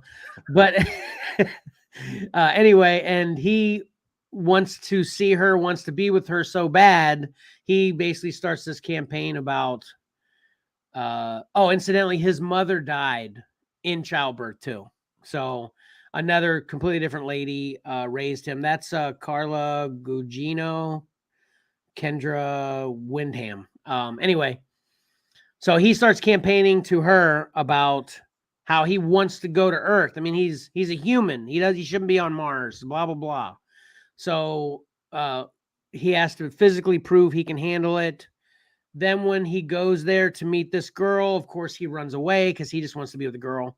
So this movie, basically everything I just said is the first 10 minutes of them. I might be exaggerating a little bit one way or the other, but basically what I just said is the first 10 minutes of this movie. The whole rest of the movie is just him appreciating Earth. This girl's kind of a dark soul, kind of, angry, hates the world kind of girl. He's kind of softening her up. She doesn't believe him right away that he's a Martian. All this love stuff goes on. This is a love story, essentially. And, that's not my jam. But it's fine. It was done well for a love story. It was good. The ending was fine. I won't even reveal the ending because it's not really that big of a deal either way once it comes to fruition. But I'll give this, since I do appreciate this was a quality movie, acting's good, dialogue's good. It's just a love story that isn't my kind of movie. I'll give this 6.5 bags of popcorn. Not bad. Check it out if you're into love stories. I think you probably like it, especially if you're into sci-fi love stories. I give it 2 homemade waffles because that's what I just ate while you did your review. Okay. And then I got around to watching Tetris on Apple. I wanted to watch this again before you talked about it. Oh, you don't really? Well, I don't. Again, this is this is my speed choice. So right, yeah. Cool. I agree with you, Mike. Though, man, I love this. Yeah, you should definitely check this out whenever you get a chance. Whenever it's on something else, Pat. Yeah. This is a lot of fun, and like you said, Mike, that a lot of stuff went down apparently with the history of Tetris that I don't know anybody that was aware of, Right. Like I was so unaware of it. I'm surprised anyone was, well, I guess no, obviously the people involved were aware of it, that they would think it would make a fun, unique story, which it was. Basically, there was a whole lot of, this came out when Russia was still, this communist state, the USSR, so communism is conflicted with capitalism, of course, and essentially this guy has a ton of courage. The guy that finally made Tetris happen, the guy on the poster here, he didn't make Tetris, but he's basically the one that made it happen. And he had tons of courage. This is by Taron Egerton. He's from the English movies that are, what's the name of those movies? The something men? Kingsman. Yeah, the Kingsman. Okay. Yeah, he's from those. And then the only other really recognizable guy in this for me was Toby Jones is in this. Who's he play in the MCU, Pat? We talked good old Arnim Zola. Yeah, Arnim Zola. Yeah. So he's in this too. But everybody in this is pretty great. I liked it a lot. It's way more of an adventure than you would have assumed. I think that's what Mike pointed out before. There's even a little bit of a car chase, was pretty exciting. And it's just to kind of lay out the plot in general, is just this super intense rights battle to Tetris, because as soon as someone realized Tetris was really good and it could be really popular, people started fighting for the rights, not only with money, but through lies. And then the Russians are, they're literally getting physical, beating people up about the rights. And, there's all kinds of, and the conflict is not just like this guy with, trying to get it. He actually lives in Japan. He had an interesting backstory too. He was born in Sweden. He was raised in New York, but he was living in Japan at the time of Tetris was around. So that's pretty interesting too, right, Mike? Yeah. Yeah. So he fell in love with a girl. Oh, he fell in love with his wife in Hawaii when they were in college. So he was born in Sweden, raised in New York, went to Hawaii for college, met his wife. She's Japanese. So he relocated to Japan to be with his wife for all the rest of the story. So, and he started having to deal with Russians to get this Tetris to make it happen. So it was pretty crazy. So it was a lot of fun. The Russian government felt, in Russia, nobody owns anything. The government owns everything. So the Russian, that's where it gets so intense, because you're not just dealing with people, you're dealing with the Russian government, and people disappear, and it's crazy. Like I think I said, it's like the most intense airport scene since Argo. Yeah. I was just so nervous. Yeah, it was intense. It was great. So first of all, I give this a solid 8.5 bags of popcorn. Definitely check it out. And then I'll also give everyone a piece of advice too, that when you watch this, stick around for it like it's a Marvel movie. It actually has 2 after credit scenes. So you don't want to miss it. And actually, I wouldn't call a scene. They just kind of show some photos of the real people that these actors are all playing. But then at nearer to the end of the credits, there's actually a after credit scene that's not quite after the entire credits, if that makes the mid credit scene, whatever. But it's great. I don't know if you saw that or not, Mike. But if you didn't, I don't recall seeing that. I'm gonna have to go back. But I did look at some other stuff. It's got a happy ending. Because obviously, we all played Tetris, right? Was successful, but I can't remember the names. Was Lexi or I can't remember the Russian man that created Tetris. Him and this guy became lifelong friends. Yeah, yep. Because of that, and it's just, and they relocated to the United States, and they had a huge successful career beyond that. So it was really great to see the friendship that they created from this, where. This guy, he wasn't just after the game. He ended up respecting the guy as a creator and became friends. It was great. Yeah, his name was Alexei Pajitnov. He's the inventor of Tetris. This guy's name's Hank Rogers. And like you said, they became lifelong friends. But then to add on to what you just said too, his daughter, his wife is Akemi Rogers. Mm-hmm. But I don't have his daughter's name here. But his daughter is the CEO of Tetris Inc. or whatever right now still. Yeah. So it's all really cool. Yeah. And who knew, this is a little bit of a spoiler alert, but not really. It's just information you get from the movie, but it's not a big spoiler. Who knew Gorbachev had such a big role? Like Tetris wouldn't even have existed if Gorbachev wasn't, around maybe, who knows, Yeah. Cause this was all going on when the USSR was collapsing, and there were so many variables. And Nintendo was just coming on. It's crazy. It's like the perfect storm for this little tiny simple game. Yep. Man, I actually watched this late last night, and I wanted to get off and play Tetris, but I gotta go to bed. We got an early show. I can't even. You better believe I'm gonna play Tetris today, though, because that, it's like back in the day. Remember the day when we had Kung Fu Theater on Friday night? After I watched Kung Fu Theater on Friday night, I'd want to know karate, and I'd be kicking all around the house and stuff. Yeah. Right after I watched this. Yeah, luckily I had my brother, and we would all of a sudden start, and every movie was a Bruce Lee movie because at the time we didn't know Bruce Lee Yeah. only made like 6 or 7 films. Yeah. It's like, oh, Bruce Lee movie. I Because remember a lot thinking of that as times well. the actors are Lee and this and that. It's like, oh man, awesome. Yep. So, I mean, that just shows Bruce Lee was the face of the kung fu and karate. Yep. For a bit. there. Yep. All so right. anyway, So yeah, this movie's worth just a subscription to Apple. I don't even know how much it is. I think we get it through our phone service. Yeah, that's how we I have get it listeners too. Yeah. So it's definitely worth it. I'd comment real quickly too that this is a very good understated movie poster too. I think it's really, really well done. Yeah, it's awesome. Absolutely. Simple, but very, very cool looking. Yeah. Yep. Okay, and then you may have forgotten because we skipped a week, obviously.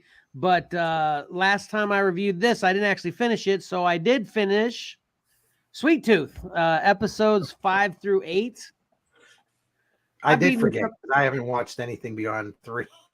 Did you watch anything beyond, Pat? Yeah, we finished it. What's your review for finishing it, just real quick? I thought the last couple episodes were pretty good. Probably a little more actiony. It seems like it's been a month since we watched this, but it does, right? Yeah. But I was satisfied with the conclusion. I think we all kind of enjoyed it. I would say I think this definitely finished stronger than it started. I agree with that. I definitely like the second half. Well, you didn't exactly say that's not to speak for you, but the second half was definitely I preferred it. I enjoyed it much more than the first half. Basically, I feel like it started to get more like you just said, the opposite. We have the opposite views on this kind of thing. Of course, Pat, is this got more actiony and tried to be less deep and stuff. Which that's more up my alley, so that make me like it more. But I mean, I don't even know how much I'm not even gonna bother with a spoiler alert, but just to kind of recap the season real quick. Sweet Tooth and all his buddy friends escape and they beat the bad guys, and Big Man and Mama, and they're all together and happy. And now they're on a new mission, though. They're going to find Sweet Tooth's mom because they got new information to where she is. That nail the recap pretty much, Pat? Kind of, but there was... What's the other thing I missed? Tell me. I forgot. The ending wasn't as happy as you're remembering it.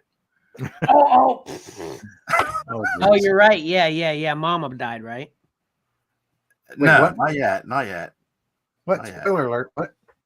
Episode That's 3. what I said. I mean, it's a spoiler, but it's like weeks ago, and it's not. Just kidding.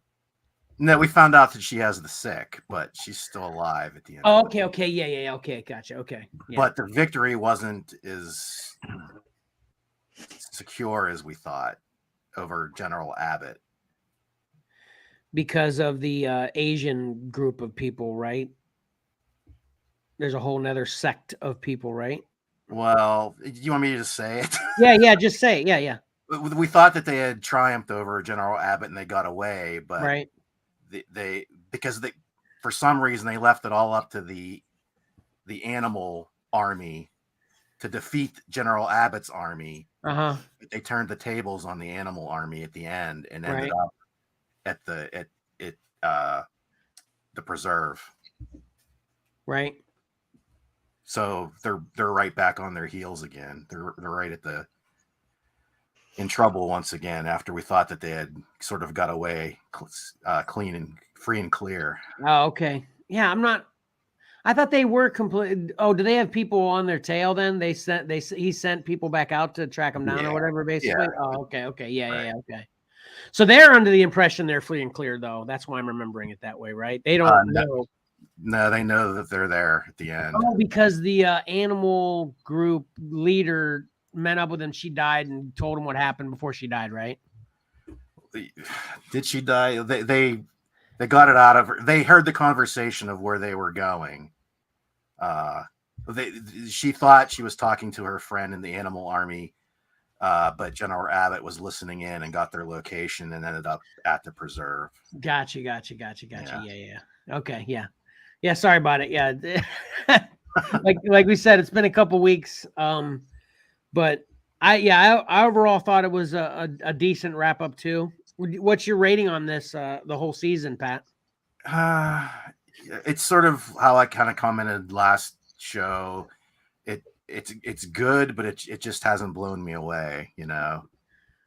So what's that mean? Like a 6 or 7 again? Yeah, I'd say maybe a 7. Yeah. Well, I agree with you again. You know, it's so funny. We're agreeing, but we're agreeing for different reasons.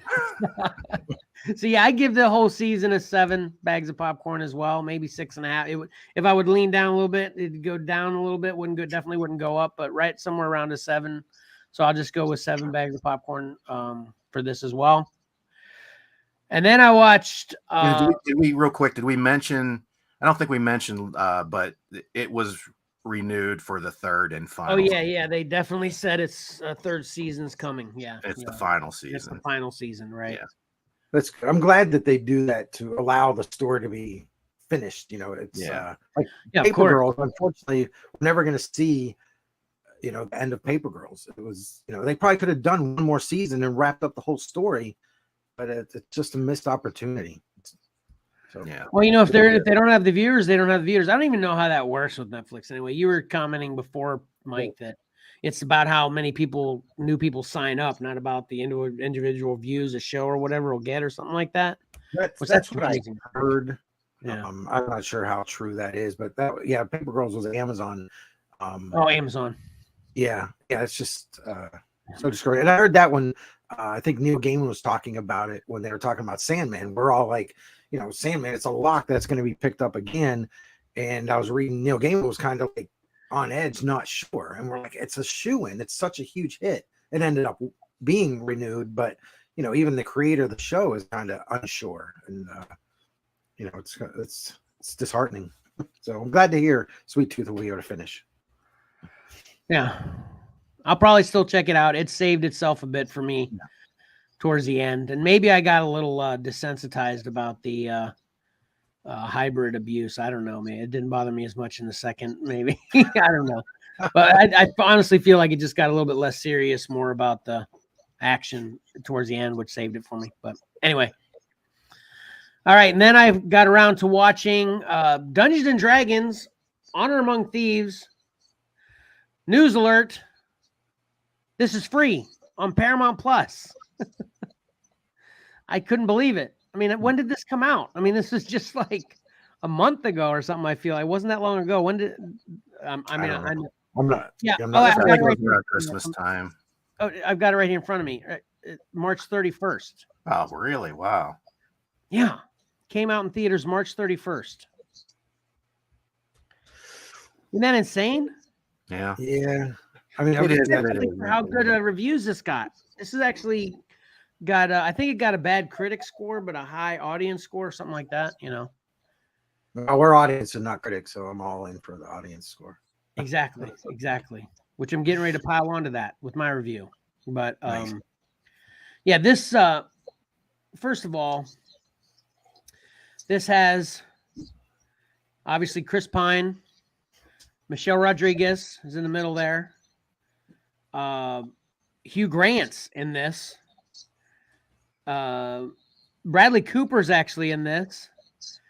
And then Justice Smith. I'm not sure where I've seen him before, but I know him too. And this is just amongst that. There's a lot of big players in this, which I thought was awesome, first of all. And I'm sure I'm not a big D&D fan, but I'm sure that makes all the D&D fans out there happy whenever some D&D content is taken seriously, you know? And again, I'm not that big of a D&D fan, but there's a lot of things said in this and the areas they visit and stuff like this that I've played many games over the years, recognizing, you know, Neverwinter and, you know, Baldur's Gate and all these places. So it was really cool. First of all, from a geek standpoint like that. And this is a pretty simple story, though, as you can imagine. What's his name? Captain Kirk. Chris Pine plays Captain Kirk in this movie, as far as I'm concerned, too. He was literally almost the exact same character, in my opinion. Actually, that was honestly, if there's something distracting about this movie, that was actually distracting to me. That I just kept feeling Captain Kirk in this movie, the way he is in this movie. It's so similar to Captain Kirk. I couldn't stop seeing it that way. Anyway, so he's a thief. He doesn't actually start out with a thief, but I won't even go there. But he's a thief, and his wife is killed. So he's trying to steal this relic that can bring his wife back to life. And everybody in this poster essentially are the thieves in his kind of clique. They're all the ones that go to find the relic. They're all in it for all the other treasures. He's only focused on one, to find this relic to bring his wife back to life. In the midst of this heist, Captain Kirk and Michelle Rodriguez, I should say his name right, Edgin and Michelle Rodriguez. Michelle Rodriguez is Olga. Edgin and Olga are the only two that get captured from this heist. That's that they're trying to steal all this stuff.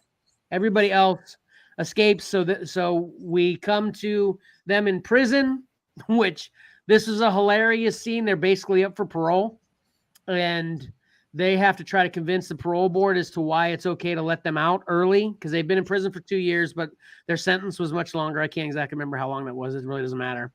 But just as soon as this is not really a spoiler, but it's hilarious to me, so I want to tell you about it. Just as soon as the parole board decides that they're going to let them go, he executes an escape. Literally, while they're escaping and all this craziness happens, the parole board's like, we literally just approved your parole. It was so funny. Which that's what I'm going to say about this movie in general. This is a very funny movie. This is very clever in its humor. And man, the choreography in this too is spot on. The special effects and choreography dynamics of this movie are spot on, in my opinion, too. It's pretty epic, the way that everything flows and looks real, essentially, when they escape, which they didn't have to escape, but when they escape, then he's still focused on the quest to get the relic to save his wife, or to resurrect his wife, and Hugh Grant has it. So now they're on a quest to meet up with Hugh Grant. But when they find him, they actually find out that he was he was a part of them being captured. And now there's this big fight between who gets this relic and who deserves it. And then there's a whole new batch not a new batch, but a couple new people that are added into the mix. A couple, I won't tell you who's who in this poster, but if you look at the poster, half of these people are fighting the other half of the people once it comes down to, the overall main part of the story. And it's awesome. Like I said, it's great. I give this a solid 8.5 bags of popcorn. Definitely check it out. And like I said, it's free on Paramount Plus. I'm going to watch it again because I watched this late as well. And I feel like if I was paying more attention, I would have appreciated it more. That's how good this is. You know how you feel like when you're not focused, you can dislike a movie and be like, I need to rewatch that because you feel like how you didn't like it was because you weren't focused. Yeah. I feel like I wasn't focused on this enough and I loved it. So wow, I feel like I'm only going to like it more. So again, sorry. Can kids watch it? Is it okay for kids? Everything I saw, I wouldn't think there's any problems with kids. Absolutely. Okay, cool. Yeah, you know what? I never even really mentioned that too. I should start adding ratings. Yeah, because you ask me that occasionally when it seems like it's something you might want to get the kids to, but in general, I should just say in general anyway. So I feel like if this is PG-13, that's the highest it would go. I can't even really remember. Maybe because of violence, it is. It's not gory or anything, but obviously it's very violent. So Yeah, so many movies Yeah, these days are PG-13 because they just want to appeal to everyone. Yeah. Right. That's true. Yeah, it's like certain things that create a PG-13 are not good with the kids seeing. That's but true other too. Yeah, exactly. It kind of tears you one way or the other. Put a warning up there: smoking. Really? Is that a reason to get a bad rating because people are smoking on TV? Yeah, that's actually something I noticed about Tetris too. They were smoking on the airplanes and everything. Anyway, but yeah, check out Dungeons and Dragons: Honor Among Thieves, free on Paramount Plus, but you can buy it and rent it pretty much everywhere. So awesome. That moves me to the final show I watched. I watched episode 3 of Silo on Apple as well. As Mike pointed out to me, I guess episode 4 came out yesterday. I haven't seen that yet. But me and Mike both watched. I'm gonna have to get you. You need to get Apple. Are you all of y'all must be Android people in your family, huh, Pat? Yeah. Which is good. It's good. Android's better. But anyway. So I checked out Silo episode 3. Mike, since you did as well, do you want to kind of give your thoughts on this first? Yeah. So I watched 1 and 2 and 3 almost within a couple of days of each other. So hopefully I don't overlap on what happened in which episode. But in this episode, we're down in the deep, and I think the mayor and the deputy had gone down to talk to Juliet about her becoming. This is all kinds of spoilers here. So if you want to put the spoiler thing up, you might want to. Maybe I should actually. That's episode 2 you're talking about too. Unless you're getting ready to get to another. Leading into why they're down there. Let me put up the spoiler real quick. If you're watching, once a spoiler alert tag that'll be up in the right-hand corner now goes away, you can come back. If you're listening, give us 5 minutes. Yeah. Maybe 10 if you want to be safe. All right, continue on then, Mike. All right. So they're down to Juliet about Holston wanting her to be sheriff. And so while they're down there, they actually see her in action on why she's so important in the deep, because the generator is all out of whack, and it's I think pretty much most of that episode is her repairing that generator, and holy cow, it was so intense and exciting. It was ridiculous. So yeah, that's it. Yeah, that's I think this entire episode was them repairing the generator. Yeah. And you wouldn't think it's like repairing a generator, but wow, there's so much that went into it. And so, there are things that, like, she started finding out other stuff concerning her boyfriend that had been killed, and Holston's connection to him and Holston's wife and all that. And I can't remember if that was episode 2 or 3. That was episode 2. Yeah. 2 also. Okay. So this literally was the generator, and then at the end, that shocker at the end, which I don't want to ruin it for Pat. Well, Pat, do you care? Because I got spoiler alert. You care? That's fine. Go ahead. Yeah, the spoiler alert is up, Patrick. So no, I know. I'm just, you wanted to make sure it was cool with Patrick. It's good. Yeah, what happened? Well, we get. I'm trying to remember. Okay. John, I think the deputy and the mayor. You kind of see their relationship flourish a little bit, and they had just come back up from the deep and seeing Juliet, and they stopped by, or they didn't actually stop by Judicial. They kind of just went past it. They stopped, had a drink of water, and then went past. And Judicial wasn't too pleased with that. So they get to the top. You kind of see their relationship start to flourish, and you're like, "Oh, great! they're gonna expand this, and you like seeing them because they're a good pair. And then the mayor ends up dying in the bathroom. She had a drink or something. I think it was the water. Somebody had poisoned the water, possibly. Yeah. Mm-hmm. So that's how And it ends with her. Yeah, her and the deputy were conflicted on whether what's her name? What's the character's name again? Juliet. Yeah, Juliet. They were actually conflicted on whether they should make Juliet the sheriff or not. The deputy didn't think it was a good idea. The mayor thought it was, right? Right. Yeah, because I think she trusts Holston's judgment. Right. Um, Well, and then she's almost seeing her in then she action, like thought. you said. Yeah. Yeah. And also Juliet has a history. She's not from the deep. She's from the mids. Her father's a doctor.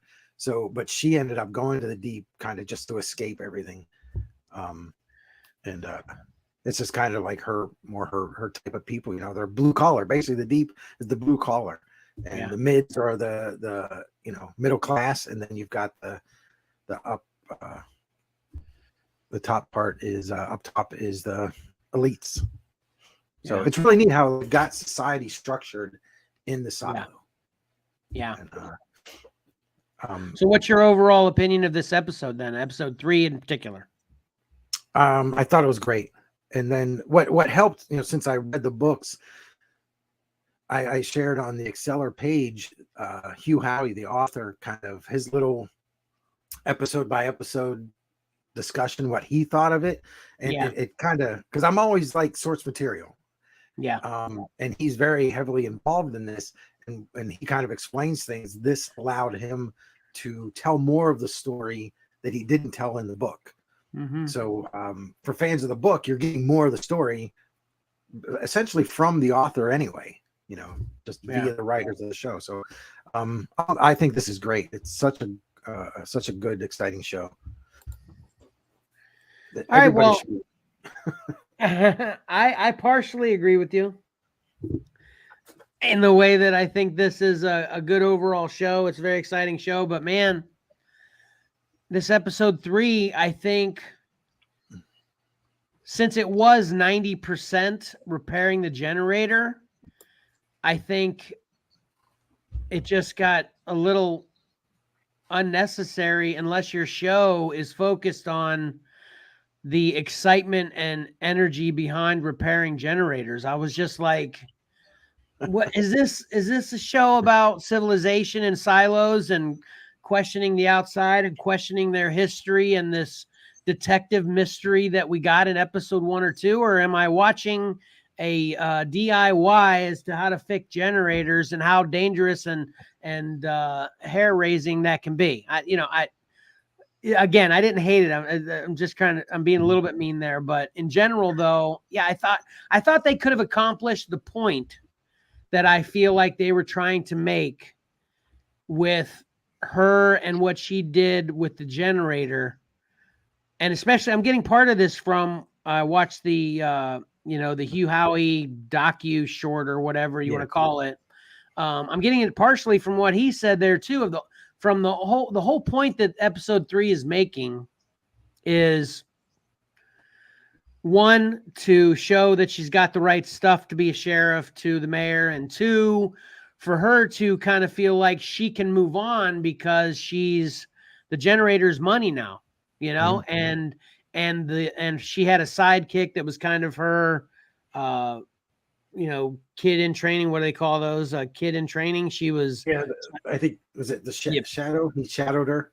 The apprentice. Yeah, the shadow. Yeah, the shadow. Yeah. So she fixed it enough that allows her to be able to move on to be the sheriff, because part of the reason she flat out said no immediately before when they first presented it to her was because she, they need her in the generator. She's the only one that's able to do what the generator needs. But then with the everything that happens in this episode, she feels comfortable to then step away and let the apprentice kind of move up to be in charge because the generator's like 100% now, I guess, or whatever, So I felt like they could have accomplished that, the meat of this episode in about 10 minutes. I think this was an hour episode too. They could have. maybe 10 minutes is exaggerating, but in a much shorter period of time to then continued on with the same kind of material that we got from episode 1 and 2. That's my biggest criticism of this. I didn't hate it, but I just felt like a lot of it was just unnecessary extra stuff, you know? Yeah. I enjoyed it so much that at one point, I think the dog needed to go out or something, and I paused it, and there was only like 4 or 5 minutes left. And I seriously, if you had asked me while I was watching it, I thought there was a half hour to go.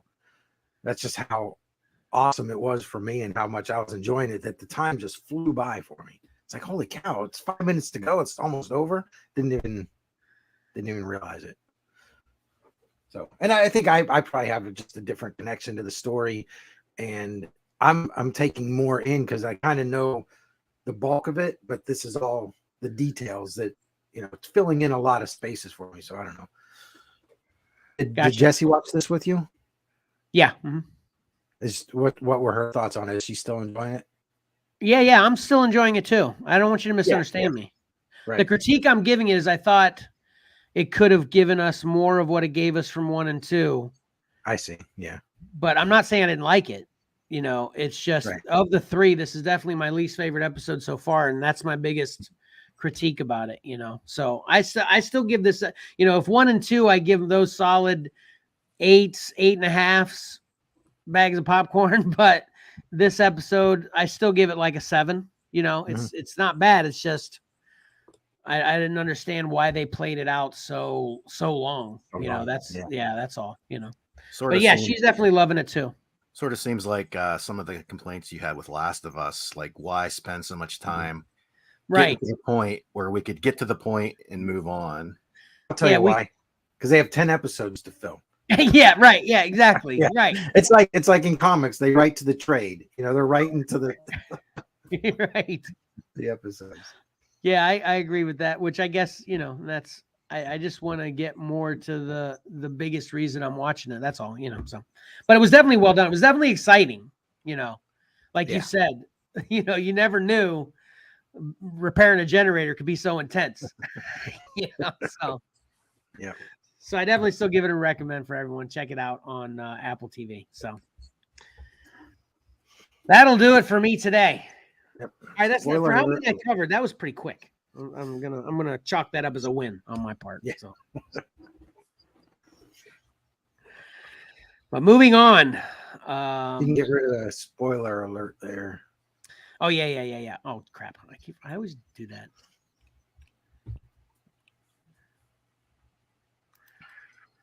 All right, so for everybody that's checking back in, I give it a positive. Me and Mike both give this a thumbs up.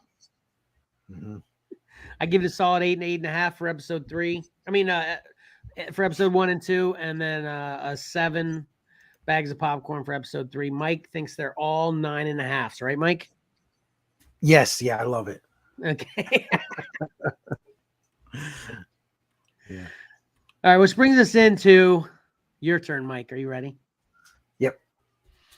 All right, here we go.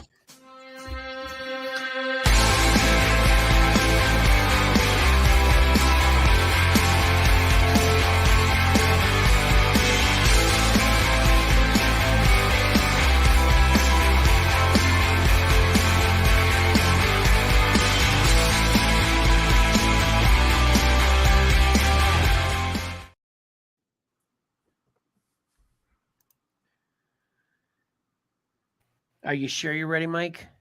Yeah. It was like the 7th inning stretch there. All right. So this week for pick 3, you know, I used to read a whole entire paragraph. Remember for the profits? I need to come back up with that paragraph without the profit parts. Yeah. So anyway, here are 10 books that will be hitting the shelf on what are we in May already? May 24th. Let's see, the DC books will be on the shelf on the 23rd. I still act like the 24th. It's always crazy when I go in on a Tuesday to get my books and I'm getting DC books and I'm like, dang it, I wasn't budgeted for these. Yeah. I actually want to try to start making it on Tuesdays to get those books that are there on the 23rd that aren't there on the 24th anymore. Yeah. Yep. All right. So first off, we have Action Comics 1055 by Sebastian Fiormara. And then King Spawn 22, Victor Bogdanovic. Hallows Eve 3, Michael Dowling.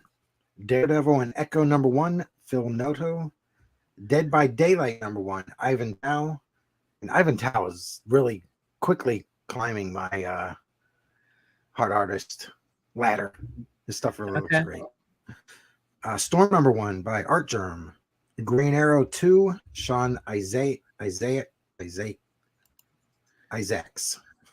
we start with Isaacs, Isaacs. Okay. Yeah, that double A. Yeah. And this kind of I put this up because it's an older book that they've reprinted, and I love it. Flashpoint 1 Special Edition by Andy Kubert. Star Wars Hyperspace Stories 5, Riccardo Facchini.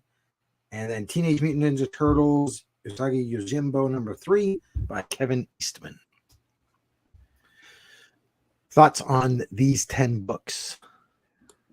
Okay. Go. Yeah. So Pat, you'll probably be the only one that is going to be able to answer this particularly. That that Daredevil and Echo is. What's Echo's history with Daredevil? I mean, why are they together? Because there's a lot of talk of Daredevil being on the Echo Disney show too, or whatever. What's Echo's origins? I guess. Do you know? She was introduced in the Daredevil book back in the the Bendis days. Oh, okay. Yeah, so she's she has sort of a long history with Daredevil. Oh, okay. I see. I wasn't aware of that at all. Were you, Mike? Yeah. I missed a couple of those books. And I think she's interesting because she's a deaf character. So you got Daredevil was blind, and then she's deaf. So it's kind of. I don't know why. I was thinking she was with Agents of S.H.I.E.L.D. or something. It's kind of weird. Obviously, I just don't know what I'm talking about. But anyway, I don't know why there's such a. Well, I guess that answers my second question. There's a major bunch of hubbub, I guess, about Daredevil hardly being on the Echo Disney series at all, which I guess people assumed that was going to be way more. I guess that's why, because she's got such a big history with him, right, Pat? Yeah, I would assume so. That's why. But they're saying he's only going to be in one scene on one episode or something like that for the Echo series, and then they're doing something different. They're releasing the whole series in one shot as opposed to weekly again, right? Didn't hear anything about that. Yeah, I just heard that yesterday. Yeah, I think I heard that. Yeah, you got to think, are they, unhappy with it? They not? Yeah, that seems to be the speculation. Yeah, it's like, oh man, this isn't going to do very well. Just put it out. Who knows? And it's Dead by Daylight. That's the game we like, right? That's the game that we got free on. Yeah.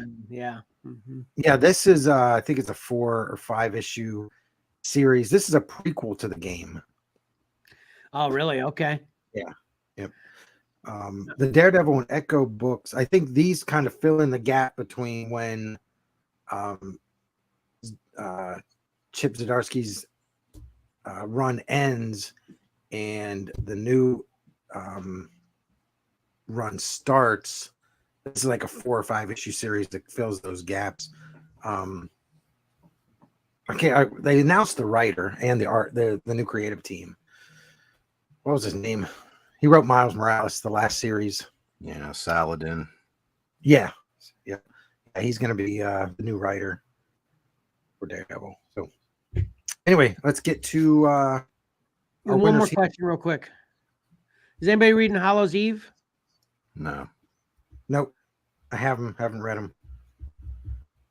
That seems very interesting to me. It's kind of going up my radar for Hallows Eve. Yeah. Yeah, Amazing Spider-Man 14, I think, was her first. And then quickly, they spun her right off into her miniseries. Which is really cool. Yeah, she looks awesome. I don't know what her powers are. Something about masks. Me either. Okay. You read those issues, right? Yeah, she has 3 different masks of classic monsters, and when she puts them on, she kind of turns into them. Yeah, that's cool. All All right, here we go. So let's get to the third place book. She's We gonna be a great have- Halloween costume. Yeah, but she is a Halloween costume. Right. All right, All sorry. right. First book in third place is Hallows Eve. Number 3. Sweet. Who'd you say the artist was here again? Michael Dowling. Yeah, this is I really love this cover. It's really great.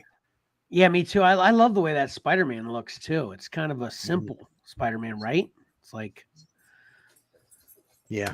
This was the deciding factor for this. This was my like third place choice, so fittingly it came in number 3, I guess. But it was it won out between my 3 and 4 just because of Spider-Man. The background, yeah, but Spider-Man was strong enough to push it into my top 3. yeah, I completely agree. Yep. All right. All right. Here we go with number 2. I was real happy with this one too. Nice. Dead by Daylight. I was hoping we can get Kirk on here pretty soon to talk about video games. I was hoping he could talk about this game a little bit. Yeah, I didn't even reach out to him this past. I figured I'd give him a show break to not bug him every week. I'm going to reach out to him again next week. We'll see. Yeah, I think he's been really busy. Just Yeah, stuff you know how going moving is. and all that. So Yeah. So Ivan Tao on Dead by Daylight number 1. Yeah, I love this. I don't even know I'm not a horror fan with comics, obviously, but I might start grabbing this because man, the game is fun as heck, and it looks cool.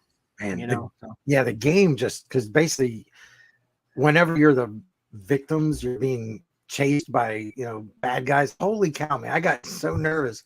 I'd like hide in an outhouse, and then they open the door and drag you out. I'm like, you ever played it, Pat? No. What's it on? Xbox. Yeah. Well, I think it's probably on multiple platforms. Yeah, but, I think it's on everything. Yeah. Yeah. But it's free on Xbox Live. That's why we were able to play it. And yeah, it's intense. It really does get your blood going because there's different baddies and their powers are different, and you are just trying to survive the night and repair generators. Another repair generator talk situation. Trying to repair generators just so you can open this gate and get out before he catches everyone. So it gets pretty intense. You can save people. It's amazing. It's pretty fun. Yeah, it is not for kids. Not for kids. Not for But kids. this would be imagine like us and say Tyler or Johnny or Holy whatever, cow. Yeah. 4 or 5 of us playing this, just us. Yeah. It's so great. All right. Get on that, Patrick. Download it. Yeah, anyway. Yeah. All right. And number 1, I was super happy about this one because I love this cover. Daredevil and Echo by Phil Noto. This was man, this is fantastic. Not a fan. I really like it too, but where's Art Germ? For crying out loud, I finally vote for Art Germ. Yeah. That was, I thought, one of his best covers in years. Put it back up, Mike. What's that? Put the All of 10 them? back up. Yeah. Yeah, this was great. I agree with Patrick. It's so different because there's usually it's just kind of a headshot with a little bit of the torso, but with this you've got her hands in there. You've got it was great. the jewelry and all that. Yeah, it was a really well done. It was the same but different. Yeah. Her hair looks like storm clouds. I thought, just Yeah, I totally thought that would have won as well. Yeah, I totally voted for that. That was my vote, Dead by Daylight, but then I think Spawn won over Hallows Eve for me. Yeah. I love Well, that if Spawn. this was pick 4, this would have been the Art Germ Storm would have been number 4. It would have. Yeah. Okay. Yep. Well, it's definitely an awesome cover. I mean, they're all pretty awesome, and they're okay. It's complaint time. The only one wait.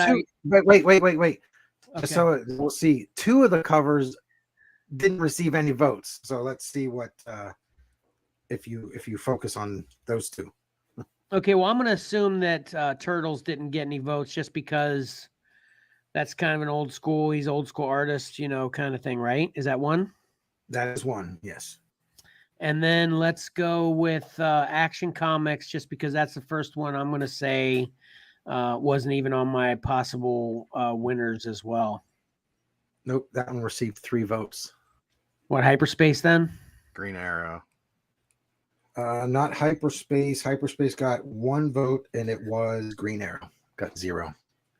Man, I love Green Arrow on that cover. That is a cool cover. Yeah, I think it's cool. That does seem odd to me. Obviously, I didn't vote for it either, but nobody did. Interesting.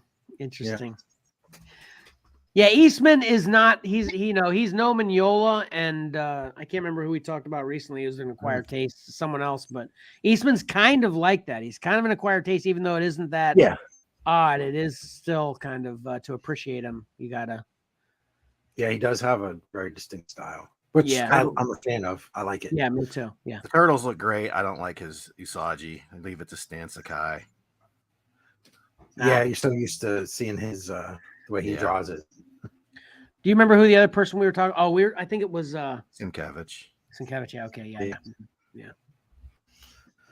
So that's it. Those are your pick 3s. All right. Good stuff. Let me. What's my man? The sound.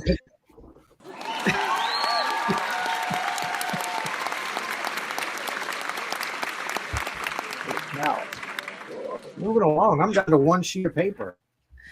Man, the sound effect. I miss the sound effects when they're not here.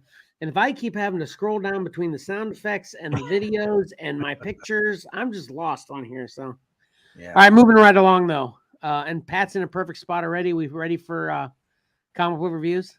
Yeah. All right, boom.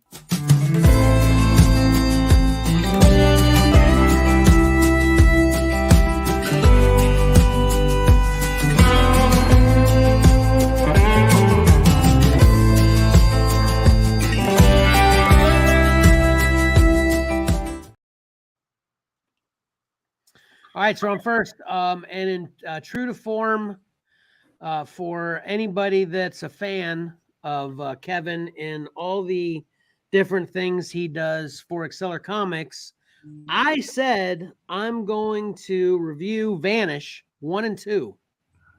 Thank you. This episode. But like I said, true to form to what I said I'd do and what happened, I failed. I did not review Vanish. I reviewed Voyages. And here's what happened. Vanish is first. It's like VA, and you scrolled through to the VOs. That's exactly what happened, Mike. But here more specifically, okay? I went in my collection, and of course, I in Vanish, and I either started collecting at 3 or I can't find 1 and 2 because all I had in there was 3, 4, 5, and 6. Just stop at 5. The 5, the most latest one that's out, I think. But I didn't have Vanish 1 and 2. And when I got to 5 and I went to the next one, Voyages was up, like you said. So I'm like, I've got Voyages 1 and 2. There we go. And I haven't read that, and it's another different image title, so 6 of one, half dozen of the other. That's how I have 1 and 2 if you'd like me to pull them out of the file and bring them in for you. That's exactly what I was going to ask you. The next time you're in Xcellar, if you could leave 1 and 2 out for me, I'll make sure I get them back to you because I definitely want to read it. But I'm waiting for you to read it and review it before I read it. Okay. I got them. I can just read them to know whether I need to keep getting it. Gotcha. So it's so funny the way you said that about going through there because that's exactly what happened. Voyages was just next in my collection, so I totally just grabbed those. And I love what attracted me is the synopsis of this story, and I love this art, and of course it's sci-fi alien stuff, but I read issues 1 and 2 of Voyages. This is written, drawn, and lettered by, I'm going to butcher this, Sumeye Kesgin. Do you know that name, Mike or Pat? No. Not familiar. So it's Sumeyye. If I'm not butchering the spelling on that, I don't think I am. And Kesgin. Okay. This is completely his. I don't even know if it's male, female. I don't know. His, her book. Yeah. And this is in the first 2 issues. I'm just kind of. I don't even bother where it splits. because this issue 1 cover is very indicative of what's going on in the story. But then for issue 2, I got the Spawn variant. It was it was Spawn month in Image, the month this came out. So, I basically got all the Spawn covers, on all the Image titles. But Spawn has nothing to do with Voyages. Don't be confused. If you're looking at this on the rack, Spawn is not in Voyages. This is a Spawn variant of Voyages number 2. So I'll just leave Voyages number 1 up for my review here. And it's a pretty simple start, but fun. Basically, the character that you see, the main character on the cover is Sen, is her name. And she is a Nau, N-A-U, no, whatever. She's the last living No to exist. We are on the planet Modea, and essentially on this planet, we are in a solar system where a black hole came through. This is called the collision era of their history. Black hole comes through and basically wipes out everything. They do everything they can do to just survive. And so basically this planet is in ruins for the most part. There is one kind of corporation that is located on this planet, and they're, of course, wanting to finish the job that the black hole event did not finish and get rid of anyone who's not them.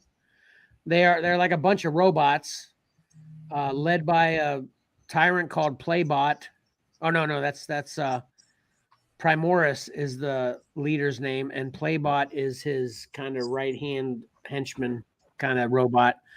But basically this follows her as the final living person of her race on this planet, and her best friend, Zach, and how they're trying to essentially survive regular onslaughts of these robots that are trying to attack them, as they're trying to just rummage for scraps all over this planet. And what's interesting that starts to happen, and first of all, with this planet, it's practically dead. Water is fuel, essentially, because there are these basically any biological organism is what they use to sustain all life. Like even it's what flies their ships, it's what powers their villages, stuff like that. And water is essentially fuel because they have to water the plants to keep them alive. And of course, these are alien plants. They're not trying to be anything that's realistic, but they have to water the plants to keep them alive. So water is like fuel for everything else they have that's alive, because of course, without watering it, the plants would die. There's even some plants that are alive that are kind of protectors of them. And like I said, what's her name again? I already forgot. Sen is the last of her race, and she's amongst another tribe, a completely different race. They look extremely similar, though. They're not that different. They're both blue, and the only difference, it seems, Sen has horns, and the others kind of have antlers, like ram antlers, but she kind of has horns that comes out of the front of her head. It's really not that different, but she is different than everyone else. And they find a satellite in space, hence this cover, because they need to run to space to escape an onslaught of these robots that are trying to kill them. And they find a satellite in space, and it starts to get interesting because this apparently is in our universe, but just way later, because the satellite they find is I'm just going to use, for lack of a better way to describe it, ours. It's got Earth writing on it. Oh, that's cool. Yeah, it's got Earth. It's got an Earth record. It's a disc. It's not a record, but it's It looks like a big 33, but it's just a disc on it. And when she comes near this, she basically blacks out and goes into a dreamlike state. And while she's in this dreamlike state, she is seeing Earth. She is actually taken to Earth, which of course our planet is a far majority water. And so she's like, has no idea where she is, why she's there, anything like that. So she actually convinced, when she has this dream, she feels like it's some kind of revelation towards her history of her race. So she convinces all the others to let's go back out and retrieve this satellite. They agree. They bring the satellite down to their planet, and when they go to the satellite to retrieve the disc to study it, she blacks out again. But this time when she blacks out, there's actually another character in her dream. And then incidentally, there's a cat that keeps kind of warming up to her and just kind of little, it's our time kind of evidence. And like I said, this other character shows up. Her name's Joy. She actually reminds me of what's his name from the Dream show? In Your Dreams. Oh man, Sandman. Yeah, Sandman. Yeah. Her name's Joy, but she can completely control the dreamland. So she's there to help this girl, Sen, understand the dreamland and basically befriend her because she's lonely in this dreamland. So Joy and Sen start to become friends, and she starts to answer some questions about what is going on in this dreamland. But then of course she keeps getting interrupted when she's going to start to get any real answers about stuff. And she's woke up again by another onslaught from these droids because we don't know why exactly, but towards the end, the tyrant discovers she's the last of her race. He apparently knows something about her. We don't. So now he's after her in particular. So issue 2 ends with her being kidnapped by the tyrant's right-hand robot. Like I said, the right-hand robot grabs her and takes off with her, and that ends issue 2. So it's pretty interesting. I like the art. I like the story, the way the story's written. It's good for me. And this actually has a really good balance for me as far as what I want. How I always talk action-wise, but the story keeps moving forward too. So I'm gonna give this a definite get it. If you're into any kind of sci-fi, interesting kind of history stories, definitely get Voyages.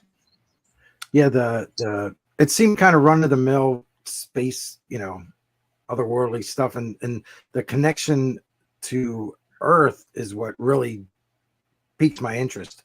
If it hadn't done that, I'd be like, okay, I'm just not. The art's just cool, another but I'm just sci-fi not story. But that connection, that little twist connection to Earth, I like that. That's cool. This was nowhere on my radar. Never saw it. Yeah. So what made you pick this series up, or did you go from number 2 with the Spawn cover and work backwards, or were you already? No, yeah, I kind of make it a habit to try to pay attention to number 1s I never heard of, So I did get this number 1 just because I never heard of it, and it was sci-fi, and I like the art on the cover. I like the cover. It's interesting. I kind of remember seeing this in previews. We could do a segue there, but there's there's so Image puts out so much, and it's like so many times I want to go, I'd like to try this book out, but there's just so many books. Yeah. I quickly looked her up. She's an artist from Turkey. Okay. And it's kind of interesting because you talk about the record, and that immediately made me think of like the Voyager data records that they put on Voyager 1 and Voyager 2, and that sort of ties into the title, perhaps Voyages. Maybe. Yeah. I like her art, and when I googled her there, she looks like she has some really cool stuff out there. I don't remember ever hearing of her before, so yeah, I'm interested to see where this book goes, and maybe I'll pick it up. Awesome. Yeah. Yeah, I'll let you know. Yeah, then to answer, how you said with Spawn, I probably only did get the number 2 because of Spawn. So, but I'm glad I did. I'm going to continue to get it. I'm not sure whether I did pre-order it on the last, DCBS order, but sure hope I did. If I didn't, I'll be grabbing it off the shelves. Hopefully, Flashback will have it, or Gateway. Would you read, Pat? Oh, okay. I was ready for some reason I was sitting there waiting for an intro or something. That we only do that at the beginning of the segment. Yeah. So you might be able to guess what I read. I stayed with the bandwagon here, and I'm trying to catch up on Amazing Spider-Man. So I read issue 23 and 24. These creative team, writer Zeb Wells, John Romita Jr. on art on both of these issues. And these are 2 good issues to read back to back. They were very fast-paced, exciting stories. Where we left Spider-Man, he had been shunted back from this other Earth, this alternate Earth, by Wyep, separating himself from Mary Jane. And all he wants to do, as soon as he gets back to our Earth, is get back and find her. The problem is, when he arrived on Earth, he created him coming back to our Earth created these 2-dimensional explosions. So immediately, rescue teams and response teams are going to this site where he re-entered our Earth, trying to figure out what happened. It's put him on, the Fantastic Four's radar, the Avengers radar, and the government's radar, because they can tell that this was a time or a dimensional incursion, and they want to find out what's going on. On the other hand, Spidey has just hit Earth. He's in bad shape. He wants to get back to finding Mary Jane, so he doesn't want to stick around. This is sort of like a cheat plot point here, but so he knows he wants to get back to his mission to save Mary Jane. So he strips off his Spider-Man uniform and hides it in the dirt. Well, they eventually find the costume and know somehow Spider-Man was involved here. So again, the incident was already on people's radar. Now they think Spider-Man is tied to it. So they want answers. So basically Peter immediately thinks, his go-to is Reed Richards of the Fantastic Four, because they have a good relationship. He needs technology. So he goes to Reed. Reed and Sue aren't there, just Ben and Johnny. Spider-Man tells him, I need to get to Reed's lab. They're like, whoa.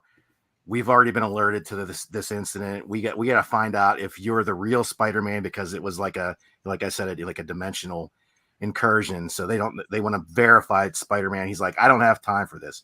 That's the gist of these 2 whole books. Spider-Man's like, he has one thing in mind. He has to get back to this dimension and get to Mary Jane. He doesn't care what it takes to do it. So he's making a lot of enemies because they want answers from Spider-Man. He doesn't have time for answers. He encounters Captain America. He has an incident with Captain America. Cap is like, I understand. I can tell you're in distress, but you just have to calm down. We will explain. We will talk this over, explain it.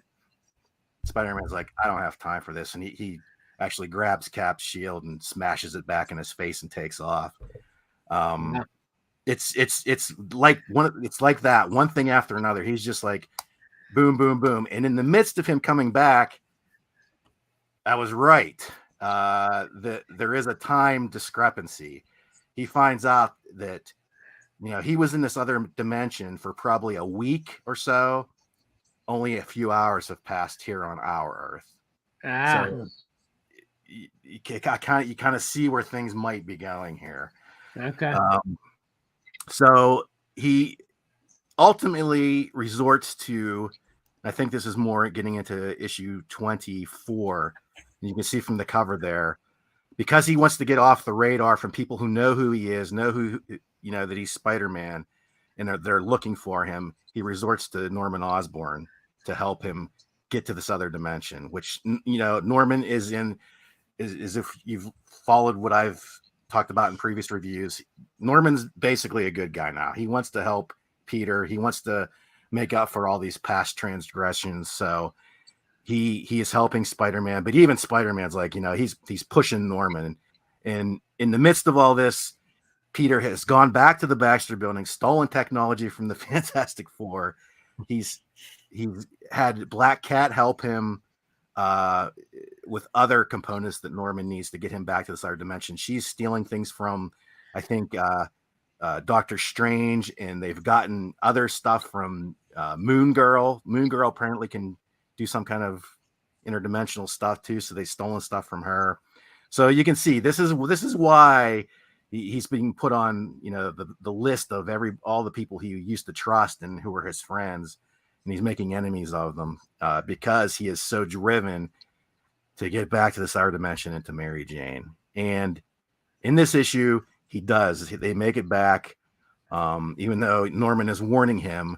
You know, I need to test this out first. You know, Peter's like, no way, I gotta go. So he arrives on the other Earth, and there he, you know, again, he discovers years have passed. And big spoiler alert if you haven't caught up to these issues yet. And again, this is one of those things I talked about with the Fantastic Four a couple shows ago. If you were paying attention, this should have seemed obvious because Paul and Mary Jane in current time have had these two kids with them. And one of them is a boy, one of them is a girl. And one of them's the little girl is a redhead girl. So it turns out these two kids are Mary Jane and Paul's kids. That's how long they've been stranded on this alternate Earth. Oh, jeez. Wow. These two issues were excellent. It goes back to what I said with the last couple issues. The stories are very good. I just don't like the character choices. But then, you know, I started thinking, you know, the previous run, you know, with Nick Spencer, you know, like we talked about, he was trying to get Peter and Mary Jane back together. I don't think it was his decision to stop that. I don't think it was Zeb Wells coming on the book. I don't think it was his decision. I think if this is a Marvel decision that they've made, it said, you know, we don't want Peter and Mary Jane together. And this morning, this sort of dawned on me, or last night, I'm thinking, maybe I shouldn't be so harsh on Zeb Wells. Maybe he's thinking, right, hey, if they can't be together, I'm going to make it that they are not together. I don't know. They almost Marvel might want like an ironclad thing, which is never in comics because the characters always come back. But they want to try to write it to where, man, if you're going to get them together, you're going to have to go jump through some hoops and some crazy storytelling. So, right. Yeah. It's like, why are they so dead set on it? You know? Yeah. As they talked in the past, they just do not want Peter to be seen as a married man. They want him single. They don't want him to move on. They kind of just want him to be stuck. And, you know, I don't know. It's not how I would go. I think the average comic reader is fine with him moving on and progressing in his life and being married. Right. But they just, I don't know. And, you know, I don't know if this is true, but I feel like Zeb Wells is like, okay, if that's what you want, I'm going to make it really hard for these two to ever be together again. So, yeah. That's well, it. I feel like I could have told how your review was based on your voice. Man, this is the most excited I've heard you review in a couple months now. Yeah. Yeah, it's just kind of funny because, you know, I was glad to see that I was correct about my time discrepancy thing. I was impressed with how exciting these two books were. It was just like boom, boom, boom. 1 point. I mean, you could criticize that a little bit. Maybe there wasn't a lot of story there, but it was just so fast paced and exciting. And the artwork was really good. That's something too. I'll mention, you know, I've never, you know, as much as I'm a John Romita Jr. fan, I never liked his Thing. And, you know me, I'm a big Thing. If you couldn't tell from my avatar there. Yeah. I'm a big Thing fan. he changed his style a little bit for the Thing in these 2 issues. It's still not my favorite. I still think I have some problems with it, but I think it was very well done. They kind of used I don't know if you guys are, I think I'm getting this terminology correct. It's called a color hold, where basically they can turn all the black lines to a certain color. So he changed what would normally be the black lines and the cracks for the Thing's surface into sort of darker orange, and it kind of gives it like a neat effect. I don't know. You're right in what you're saying, Kevin. I was so glad to have these 2 books back to back and just get through them. Now, I'm kind of waiting for 25 now, but I can't wait to hear your review on 25. Yeah. And I guess 25 is sort of Mary Jane's, from what they're saying, is Mary Jane's side of the story. So I don't know how much progression we'll get in the storyline. I think it's just going to be her point of view stranded on this other Earth, and her, getting into this relationship because she was stranded there with Paul and them having these 2 kids. But I definitely can see where fans would be polarized by what's happening, but I'm sort of turning the corner on it. And these, not only these are get it's definitely a get it, but these 2 issues were just so good. I'll push them into must have. Nice. That's good. A lot of Good fun to hear, because I already got it. Yeah. Yeah. Well, that's good to hear. That is great. All right.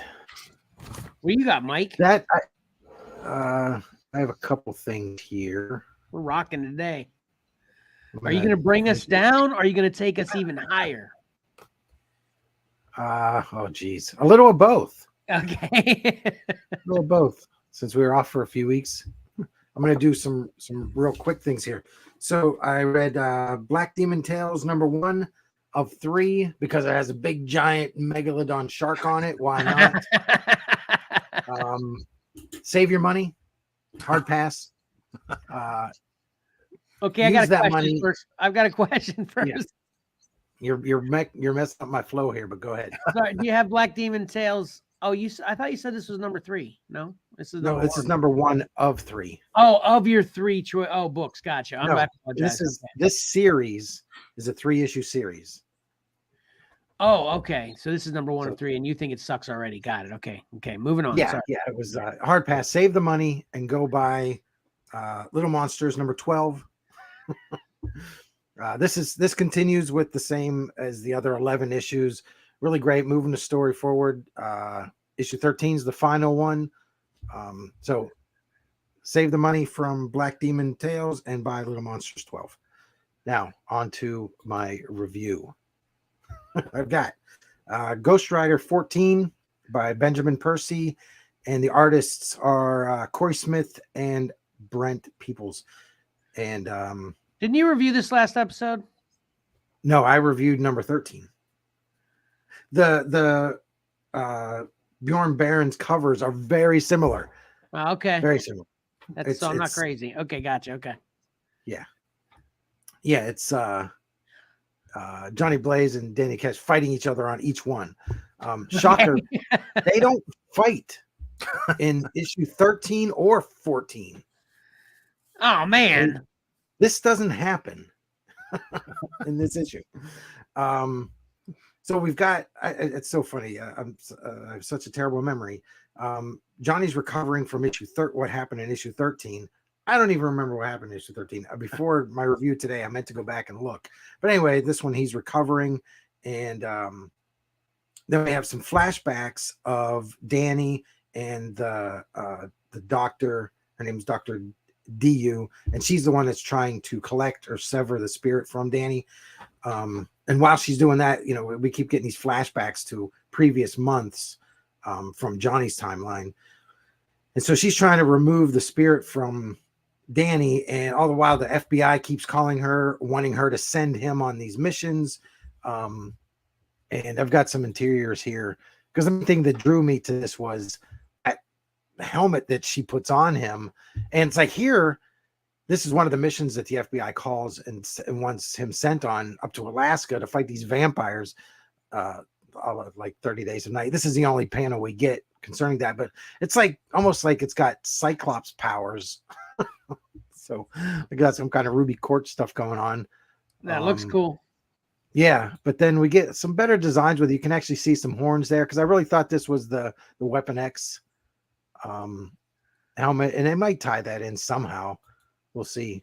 But these are just interiors of it with a little better shot of what the helmet looks like. Kind of has those horns on it. Kind of neat.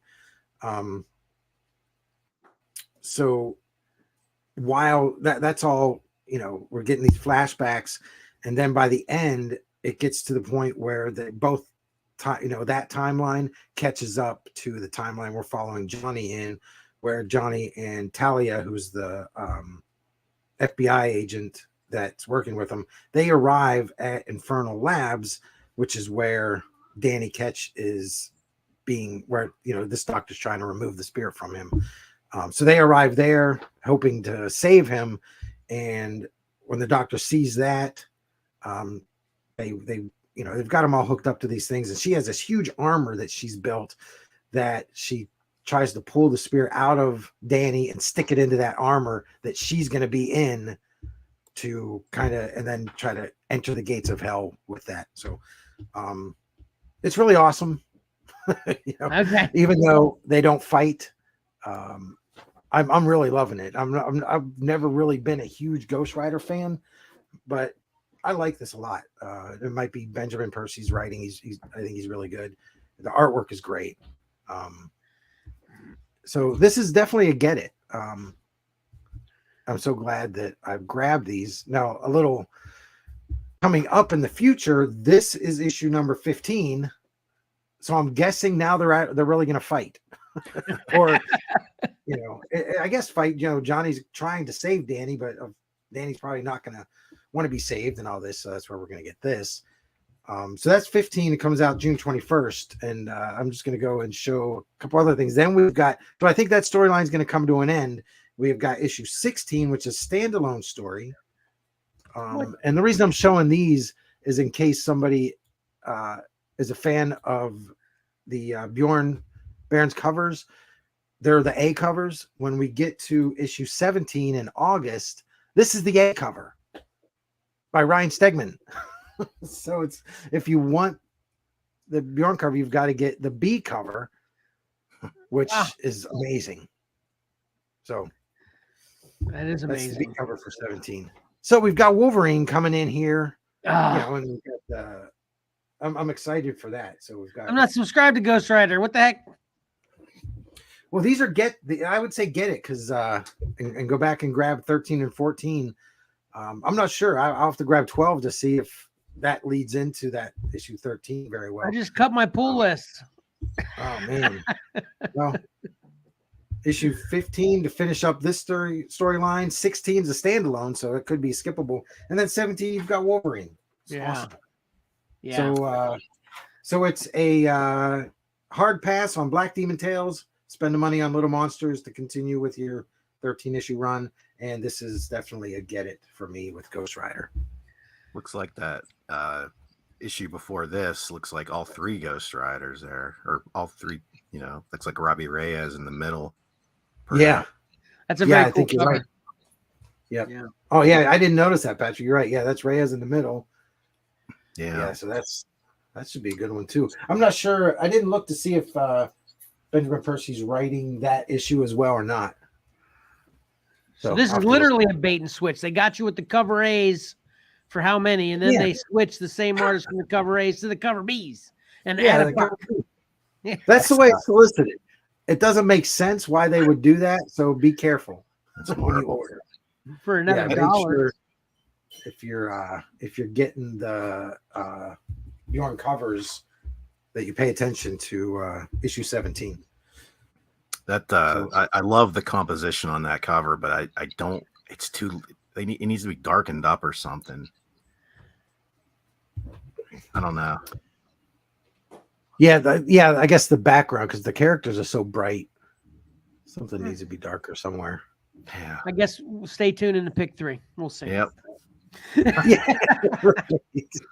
Yeah. This is we're calling it now. This is a lock to be one of the 10 covers in the pick 3 coming in August. Well, I wasn't calling it, but now that you're saying it, I'm definitely calling it because you're in charge. Heck yeah, I love that cover more so. And I like Ryan Stegman. It's just Marcus looked at these with me last night and he goes, "This is really cool, but it's kind of just too cartoony." It is. It's a dramatic difference. Yeah. It's too comic book. It's too comic book. Ironically. Yeah. So anyway, that's what I got. Nice.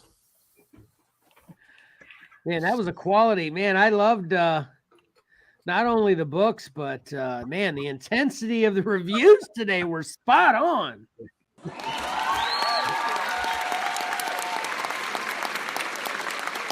I got thinking maybe it wasn't just the book I picked out, but when I took a quick break there a while back and I got a cookie, and I don't normally do that during a show, so maybe it was just the sugar.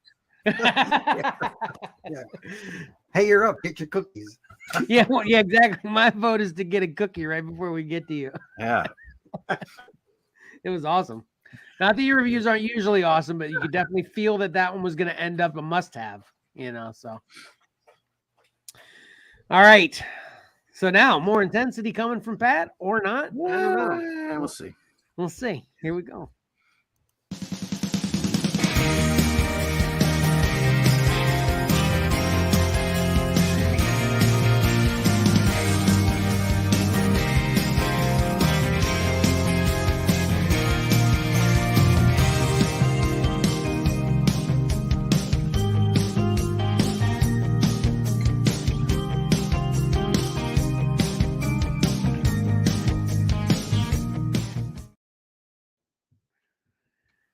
All right. Yeah. Let's see. So I didn't have too much this week. Surprising since we were off, but it doesn't seem like there's many announcements, and we're going to see some things that we possibly saw before. Let's start out with some McFarlane and his movie Maniacs line. He's got 3 more on tap. And we've it's got like the action figure you didn't know you wanted. Yeah, I don't think there's too much action going on in this figure, to tell you the truth. Yeah, that's true. Never, usually, ever with that character. Yeah. So yeah, we have Alan Garner from The Hangover. We have Gandalf from Lord of the Rings. Oh, I thought he had a guitar for a minute. And we have Sloth from The Goonies. Oh my god! Hold on, let me screen capture this. I need to order that right now. So these, this is a second wave of these movie maniacs, and they're mainly dealing with, possibly they're only dealing with Warner Brothers 100th anniversary. That seems to be the focus of the return of these movie maniac quote unquote figures. And they're going to run you $25. Let me delete that screen capture now. Yeah, I was gonna say, take it off your list, Mike. Depends on the day for me. If I come across this when I got $25 in my pocket, it's probably gonna be mine. Yeah. I don't know. Chelsea's a huge fan of The Goonies. I was never. It's one of those movies that just I avoided when I was young, like we talked about with Conan. I've seen it. I've seen it multiple times, but it certainly holds a place in her heart more so than mine. I don't know. It's a big one for me too. I love it. Yeah. My wife and her twin brother, it's huge for them. So, yeah. We talked about these before, but they showed packaged images as the Mary Jane and Green Goblin VHS retro 2-pack. Okay. I just wanted to show it because we didn't have the packaging before. Gotcha. So that's going to run you $53. Not a big enough fan for that. We've got another thing we saw before, but now in packaged form, Hawkeye and a Sky Cycle. There's the box. There is everything you get, and that's going to run you $50. Jeez, Sky Cycle doubles it, huh? Hey, yeah. If you were Jeremy Renner, would you dress up like that for Halloween? Oh yeah, wouldn't that be awesome? Be like the WandaVision episode where we got to see old Vision and old Scarlet Witch in their Halloween costumes. That'd have been great to have a we got to see Hawkeye at Christmas time in a ugly sweater. It would have been nice to see him at Halloween in this outfit. That'd been great. Right. Yeah. This was a new thing that was shown, was this 2-pack of Drax and Moondragon, their comic book styles. I think they're pretty well done. There they are with everything they come with, just an alternate set of hands and an alternate head for Drax. That's going to run you $50. And the last thing from Hasbro, I'm not really usually a big fan of these, but I thought this was kind of neat, and that is the X-Men 97 Magneto helmet. Just because I've always loved Magneto's helmet. I always thought it was so cool looking. There it comes with a display stand, and it's going to run you $100. And here's the guy realizing that he just spent $100 on the helmet. Oh. I mean, for $100, if it fits on your head, that's a win for me. Oh yeah, definitely. If you're a Magneto fan, you could not have. That's what I actually saw this yesterday, and I showed it to Ayla. I was like, look at how awesome this Magneto cosplay helmet is. This is great. You know, is this the first of its kind too? Have you ever seen a solicited Magneto cosplay helmet before? Right? I don't recall. It's possible though. This is awesome. I love it. Yep. I'm not even that huge of a Magneto fan, but man, if I had the money, I'd probably want to grab this one too. It's really cool. It's really cool. It's interesting to note the X-Men 97 branding too, because that the revamp of the animated series is due to come out soon, I believe. And it's already getting negative beef, right? Oh, really? I haven't heard anything. So yeah, I was reading somebody saying that. Yeah. Everybody likes to find a reason. Yeah, I know. We'll see.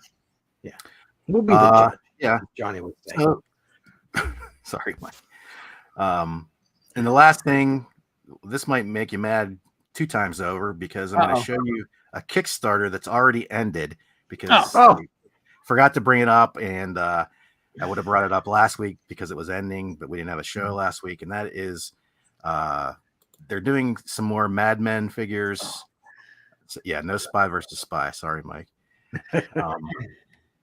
And this is, this harkens back to the Fresh Monkey Fictions Amazing Heroes line. It's sort of a spin-off of that, because the Amazing Heroes line has continued.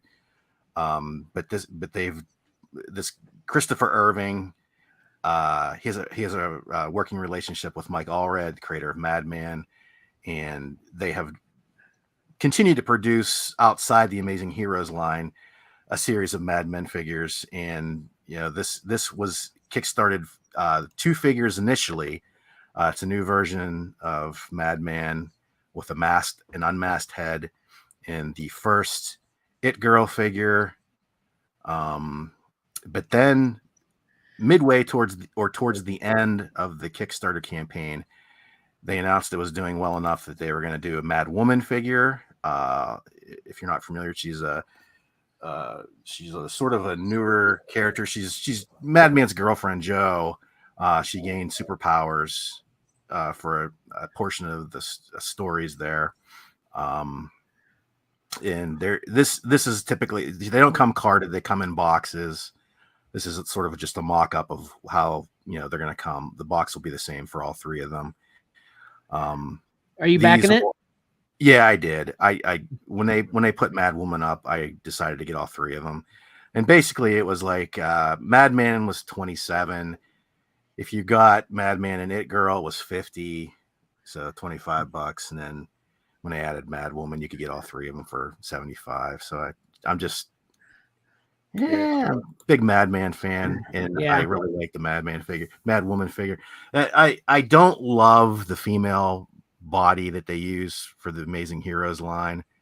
I kind of wish, we talked about the Long Box Heroes, that Kickstarter that we talked about for many weeks there, and there's also a Madman figure in that line. They're actually sort of related to Amazing Heroes. They're like sort of like the next iteration, and I kind of wish that these guys were made in the Long Box Heroes line instead of the Amazing Heroes. I kind of think the Amazing Heroes line is sort of outlived its use, and the Long Box Heroes have better packaging and slightly better articulation. But Madman figures are few and far between, and so yeah, I succumbed to the pressure and picked these guys up. Gotcha. So we'll see him in about a year from now, probably. Yeah. Yeah. You have to throw it off when you get it. You have to show us. Yeah. I will do. But that's it. That was pretty quick, short. Not much, like I said, not much going on. So short and sweet. Well, that's a pretty good time for a short horizon, considering we're already over 3. So we appreciate it. Yeah. It seems like a trend now with cover combat, and I'm liking it that they're running long. So, which I love cover combat, so that's good for me. Yep. Well, we just keep getting better and better at what we're doing. Yeah. All right, so here we go. Let's wrap it up then.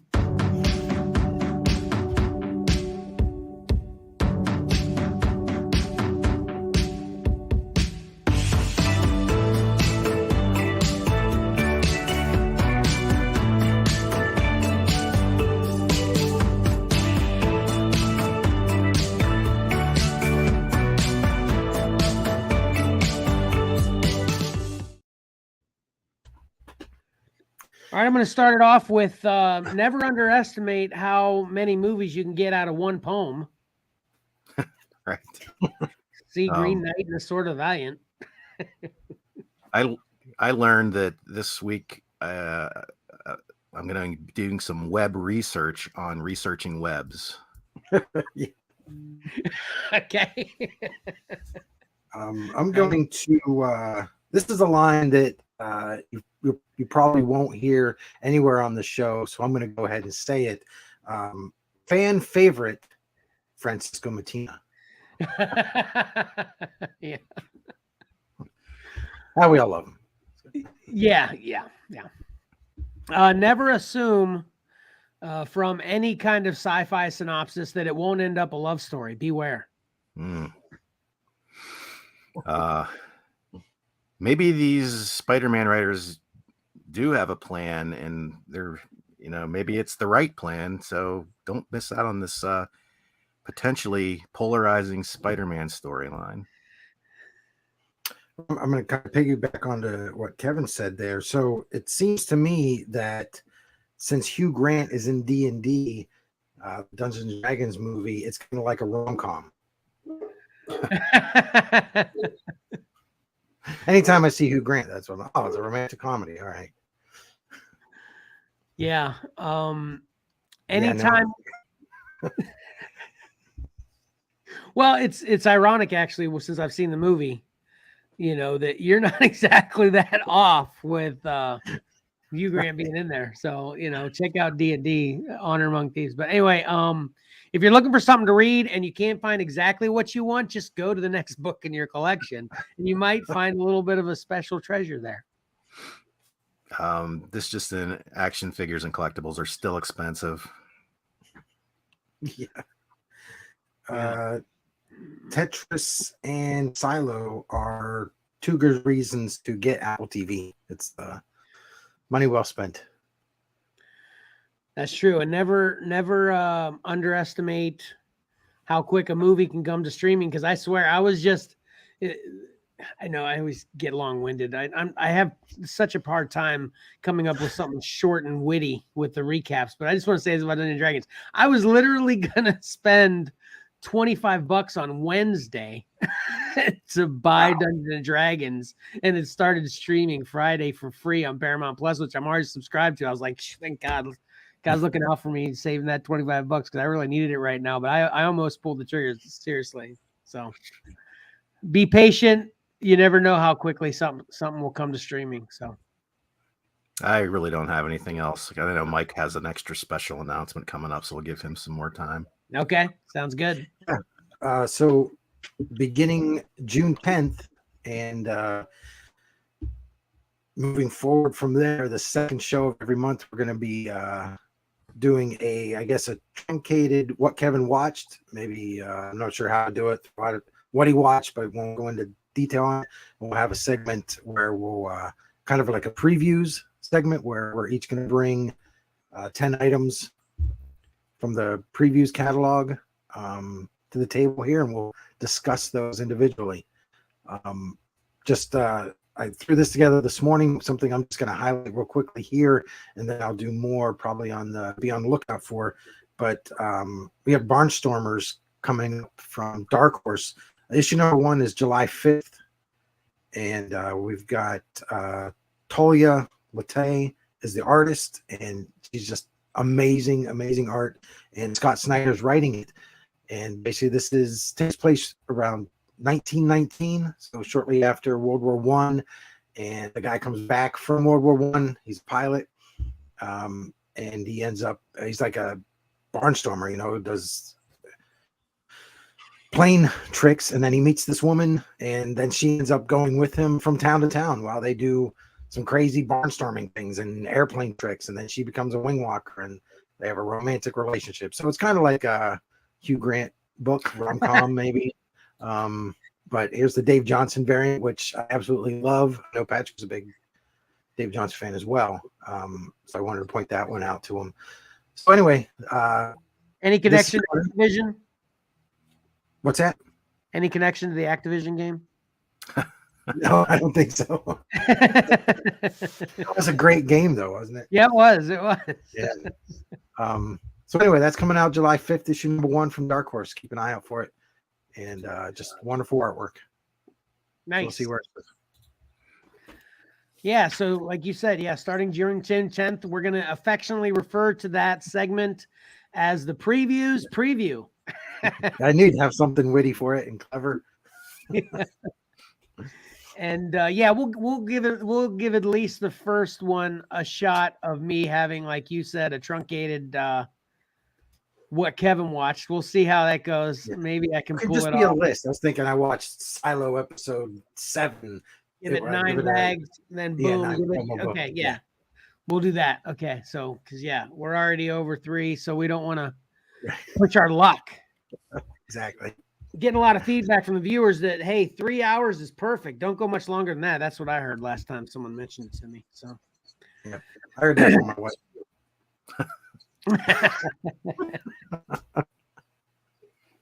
All right, then.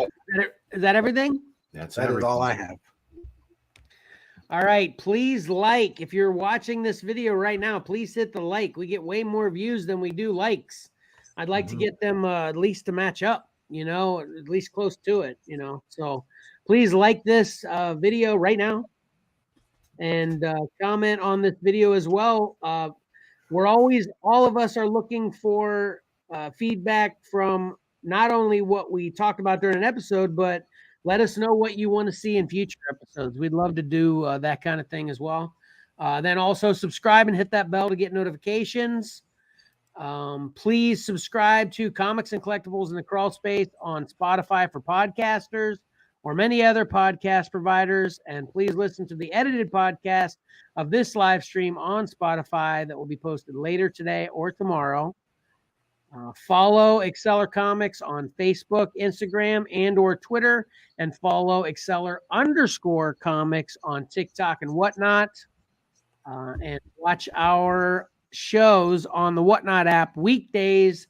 Changing it this week again, still trying to dial it in to 9 p.m. Eastern Standard Time.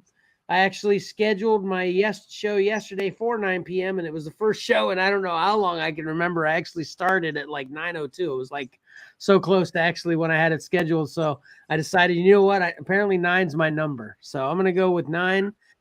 Next week, I already have Tuesdays scheduled, so you can bookmark that show right now.